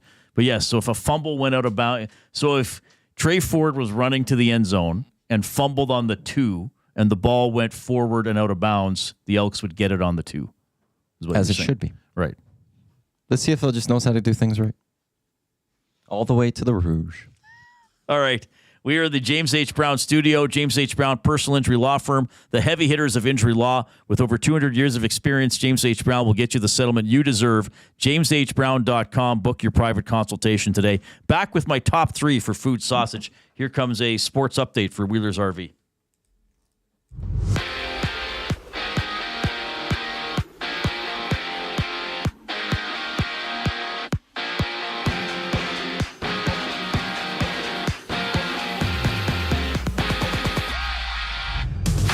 Currently underway in the National Hockey League with 4 minutes to go in the first period. Islanders and Sabres are tied at 1 apiece. Coming to the close of the first, the Rangers lead the Senators 1-0, while the Jets carry a 2-1 lead against the Blue Jackets in the first period. One game already final as the Stars, they fell to the Panthers 6-4 out in Finland. 2 other games later tonight, Lightning taking on the Wild while the Flames host the Devils. NBA action, we're moments away from tip-off as the Toronto Raptors welcome the LA Lakers to Toronto. It's one of 9 games in the association. CFL Playoffs, they're underway tomorrow with the Argos hosting the Red Blacks in the East, while the Riders are home to the Lions out West. And Max Verstappen, he's been given a 5-place grid penalty out in Brazil for the Grand Prix this weekend, all because of a 6th engine change. Coming up next on the Reid Wilkins Show, we wrap up the week with Reid Wilkins and Jay Milne. I'm Adam Wanek. You're up to date. Wake up with the Nielsen Show with Dustin Nielsen and Lieutenant Eric. Weekday mornings 6 to 9 on EdmontonSportsTalk.com. Looking for a winning strategy for your retirement? Contact me, Joaquin Gage at K4 Financial, where expertise meets dedication. I will always look for a careful approach to your retirement, ensuring your financial future is secure. From tailored strategies to clear, actionable advice, I'm here to guide you every step of the way. Don't leave your future to chance. Get in touch with me, Joaquin Gage, today at k4financial.ca or email joaquin.gage@k4financial.ca to start planning for a brighter future and a more secure retirement. A&W has a deal for you. What's better than one A&W Mama Burger made with a perfectly seasoned grass-fed beef patty topped with pickles, a slice of onion, ketchup, mustard, and teen sauce served on a toasted sesame seed bun? 2 Mama Burgers for only $9.99. You can enjoy 2 of these delicious, mouth-watering Mama Burgers for only $9.99 at participating A&W restaurants in Edmonton, St. Albert, Sherwood Park, and Devon. What a deal! And to make it even more convenient for you, most A&W drive-thrus are open 24 hours. Edmonton Sports Talk delivers a mass audience of key, influential customers to your business, all while you associate your company brand with the biggest names, the hottest sports news, and teams from every league around the globe. Oilers and Elks, NHL, NFL, Major League Baseball, and the association, Formula One, soccer, golf, oh sweet mama! The excitement is palatable on Edmonton Sports Talk. It's where fans go to get their sports fix and where our partners find the most loyal consumers. Contact us today and see how our team on Edmonton Sports Talk can score the biggest goals for your business. With various advertising options available, email business@edmontonsportstalk.com or head to our website and send a message at edmontonsportstalk.com.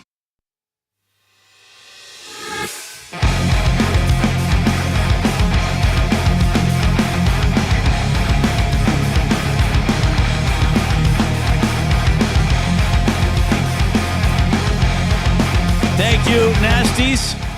We have exceeded 100 thumbs up on our YouTube stream. That's one way to consume the show. You can also get us on iHeartRadio or on the TuneIn app. And, of course, you can get us after the fact on wherever, through podcasts, wherever you find your podcast. Perhaps under the cushions of your couch, behind your car, underneath your car seat, in your shed. Stuff like that. Of course, portions of this hour presented by the Canadian Brewhouse. Book your holiday party at the CBH today, your ultimate destination for events, parties, fundraisers, and more. 'Tis the season to celebrate. Visit and book now at thecanadianbrewhouse.com. Time change tomorrow. Most of the country, I guess not Britton and Saskatchewan, right? They stay. The most of the country moving the clocks back 1 hour. Officially at 2 a.m. Sunday, but really when you go to bed Saturday, moving back an hour, or I guess first thing Sunday morning, whatever. So that brings me into my top 3. This is a fun and frivolous one today. I hope you guys think of something for this. The top 3 is presented at always. Oh, do you have characters for us today? By Food Sausage, the best sausages you will ever eat. Locally made and packed full of flavor. Order online or visit them in store, 6736 99th Street. Take advantage of their EST discount. 10% off your order by entering the online code EST, or just go to the store and mention Edmonton Sports Talk. Okay, I'm the store clerk. Okay. You're the customer. Okay. Cavemen. Both of us are cavemen? Yes. Hi, brr, brr, brr. What your name? I'm from Bobak. 10%. That's probably the worst caveman impressions I've ever heard. We should have practiced those. Well, no. You can't practice. I mean, it just blows up the whole bit. Free delivery in Edmonton on orders over $100. As Food Sauce says, you can't beat our meat. The Oilers, I guess they had to stay unexpectedly because of plane issues, had to stay in Nashville and come back today instead of immediately after the game. So minor detail. I think they were supposed to be off today anyway. Practice tomorrow, play the Flames on Sunday. I could think of worse places to have to stay over. Right. But they probably were getting ready to leave and then couldn't. Anyway, top 3 ways to waste your extra hour on Saturday night. Because let's face it, I think what a lot of people do is maybe it's 10 o'clock. Oh, I'll move the clock back now. Oh, it's only 9. Right. I know a lot of people say, oh, I get extra hour of sleep. I never do that. Well, you do. No, I don't. I still sleep for 8 hours. Or if I was going to sleep in, I just sleep in anyway. I don't think I have anything going on Sunday morning. No, I don't. So I guess, I don't know. I'm more likely to try to do something productive or fun. But these are my top 3 ways to waste your extra hour Saturday night. You guys ready? I hope you have your own. Playing poker is mine. I want to bring the week together. I want to bring a lot of things from the week together in this one as well.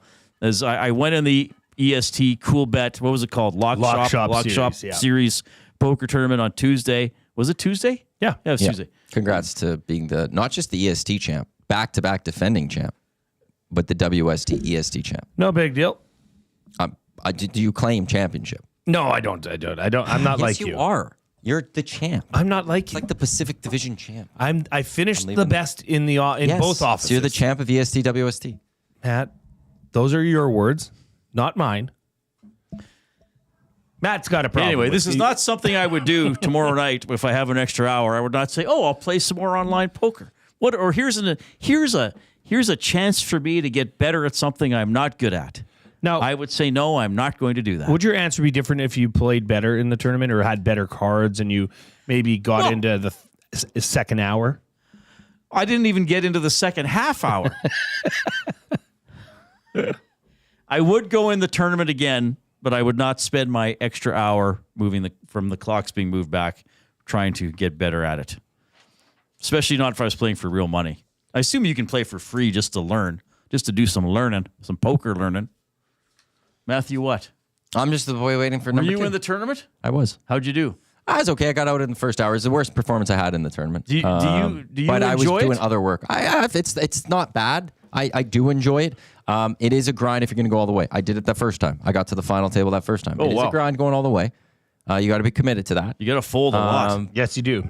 But I was. I have trouble with. I didn't play my way. I was a lot more risky. I took a lot more chances. And you just can't. You have to take calculated risks. Because bluffing doesn't really work, does it? In this, it does. You can. Depends what's in the flop, I guess. Yeah, like you can play as if you have a flush. Just be the chip leader, and you could bluff your way through a lot. Well, Because you bully people hard. That's what I did. So you got to win something early. Yeah, Duck Dad says, "Didn't I win? Who are these people claiming they're champs? I am not claiming I'm a champ, Duck Dad. Matthew is trying to say that I am the champ. It's like you're Duck Dad is the Stanley Cup champion here. He won the Central Division, but he's the Stanley Cup champion. You are the Pacific Division champion. What did I win? The Clarence Campbell? Now you guys are confusing. Well, I'm just because so there's the big tournament. Duck Dad is the champ. But of just the WST and ESTers, he's the champ. The subdivision champ. He's won the division title. He won the conference championship. No, that's not a direct comparison. Yes, it is. I made it one. See? Okay, Matthew. All right. Maybe you can do the top 3. Has nothing to do with the top 3. No, it just has to do with me bothering you.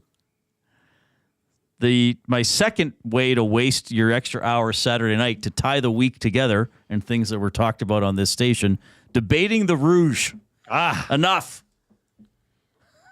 Why was Sean Bell so upset about it on the Hangout? Him and Tommy don't like the Rouge. Oh, Tommy doesn't either? No, so we're gonna have the big debate day. We're gonna take a hangout one day. It's going to be 2v2. Sean Bell, Tom Gazzola against myself and Lucas Holt. It's not going to be a worthwhile or mature discussion. It will be. And because I think it's the one reason you want to watch that is the fact that Lucas and I will be on the same side. That is not, for anyone that knows Luke and I, they know that we are constantly button heads. There's only two things that bring us together, it seems. The Rouge and defending the greatest CFL fantasy football league there is, which is the Dunya. That in itself is just worth watching. By the way, did you know I transferred Matthew Iwanek money this week? No. He finished third in my CFL pool, which has been going since 2001. So next year there'll be extra people because I assume all the people in the folks here in the office will want to be in it. It's $50 to get. Oh, I want in. Was it 50? Yes, you paid. I don't remember. Yeah, I just don't remember what it was. Matthew missed the first week. He got 0 points out of a possible 10 the first week. And you still finished third third, right? Third, fourth. It's third, tied for second, but I didn't have enough wins, so second. I assume that's how the tiebreaker was. Wins. I don't think I would have got first.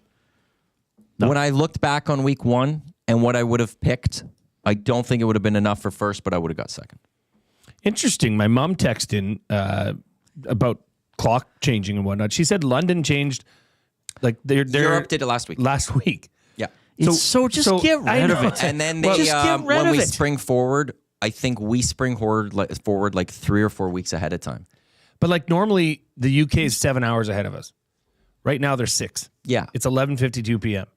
But on Saturday, it's weird. There's got to be some sort of you should look into this. George W. Bush's presidency, they changed it in America, Canada followed. That's why we do it at a different time. It used to be with Europe, and it changed. It messes with us soccer folk. Oh, huge. Well, it's like this week, Manchester United played. It was 1:45. Usually they're 12:45. That would be weird. Like you're just having to adjust for that short period of time where you're used to the matches. You have to it's time change. I gotta wait for it. Do you know that in like New York, right? Like we're used to NFL games starting at 11. Yes. Right? 11 and then 2:15. But there it's like 1 and 4:15. Yes. That would be weird. Do you know what'd be great about that though? Well, why would they start them at 11 a.m. there? People are having brunch. Because that's when the NFL starts, Reid. They get that. See, when the games are in London, they get that. Oh, yeah. But for me, like Tony Corners in PTI, he gets to go through a round of golf on a Sunday morning, get home and watch all the NFL still. I kind of like that. It starts. Yeah. I like that. Although, we're still better. Yeah. I don't mind our start times. All right. And the third way I will not waste an extra hour Saturday night is lamenting the Saskatchewan Roughriders' upcoming loss. Ooh. Oh, I did it, Rider Nation. I am trolling you. I apologize.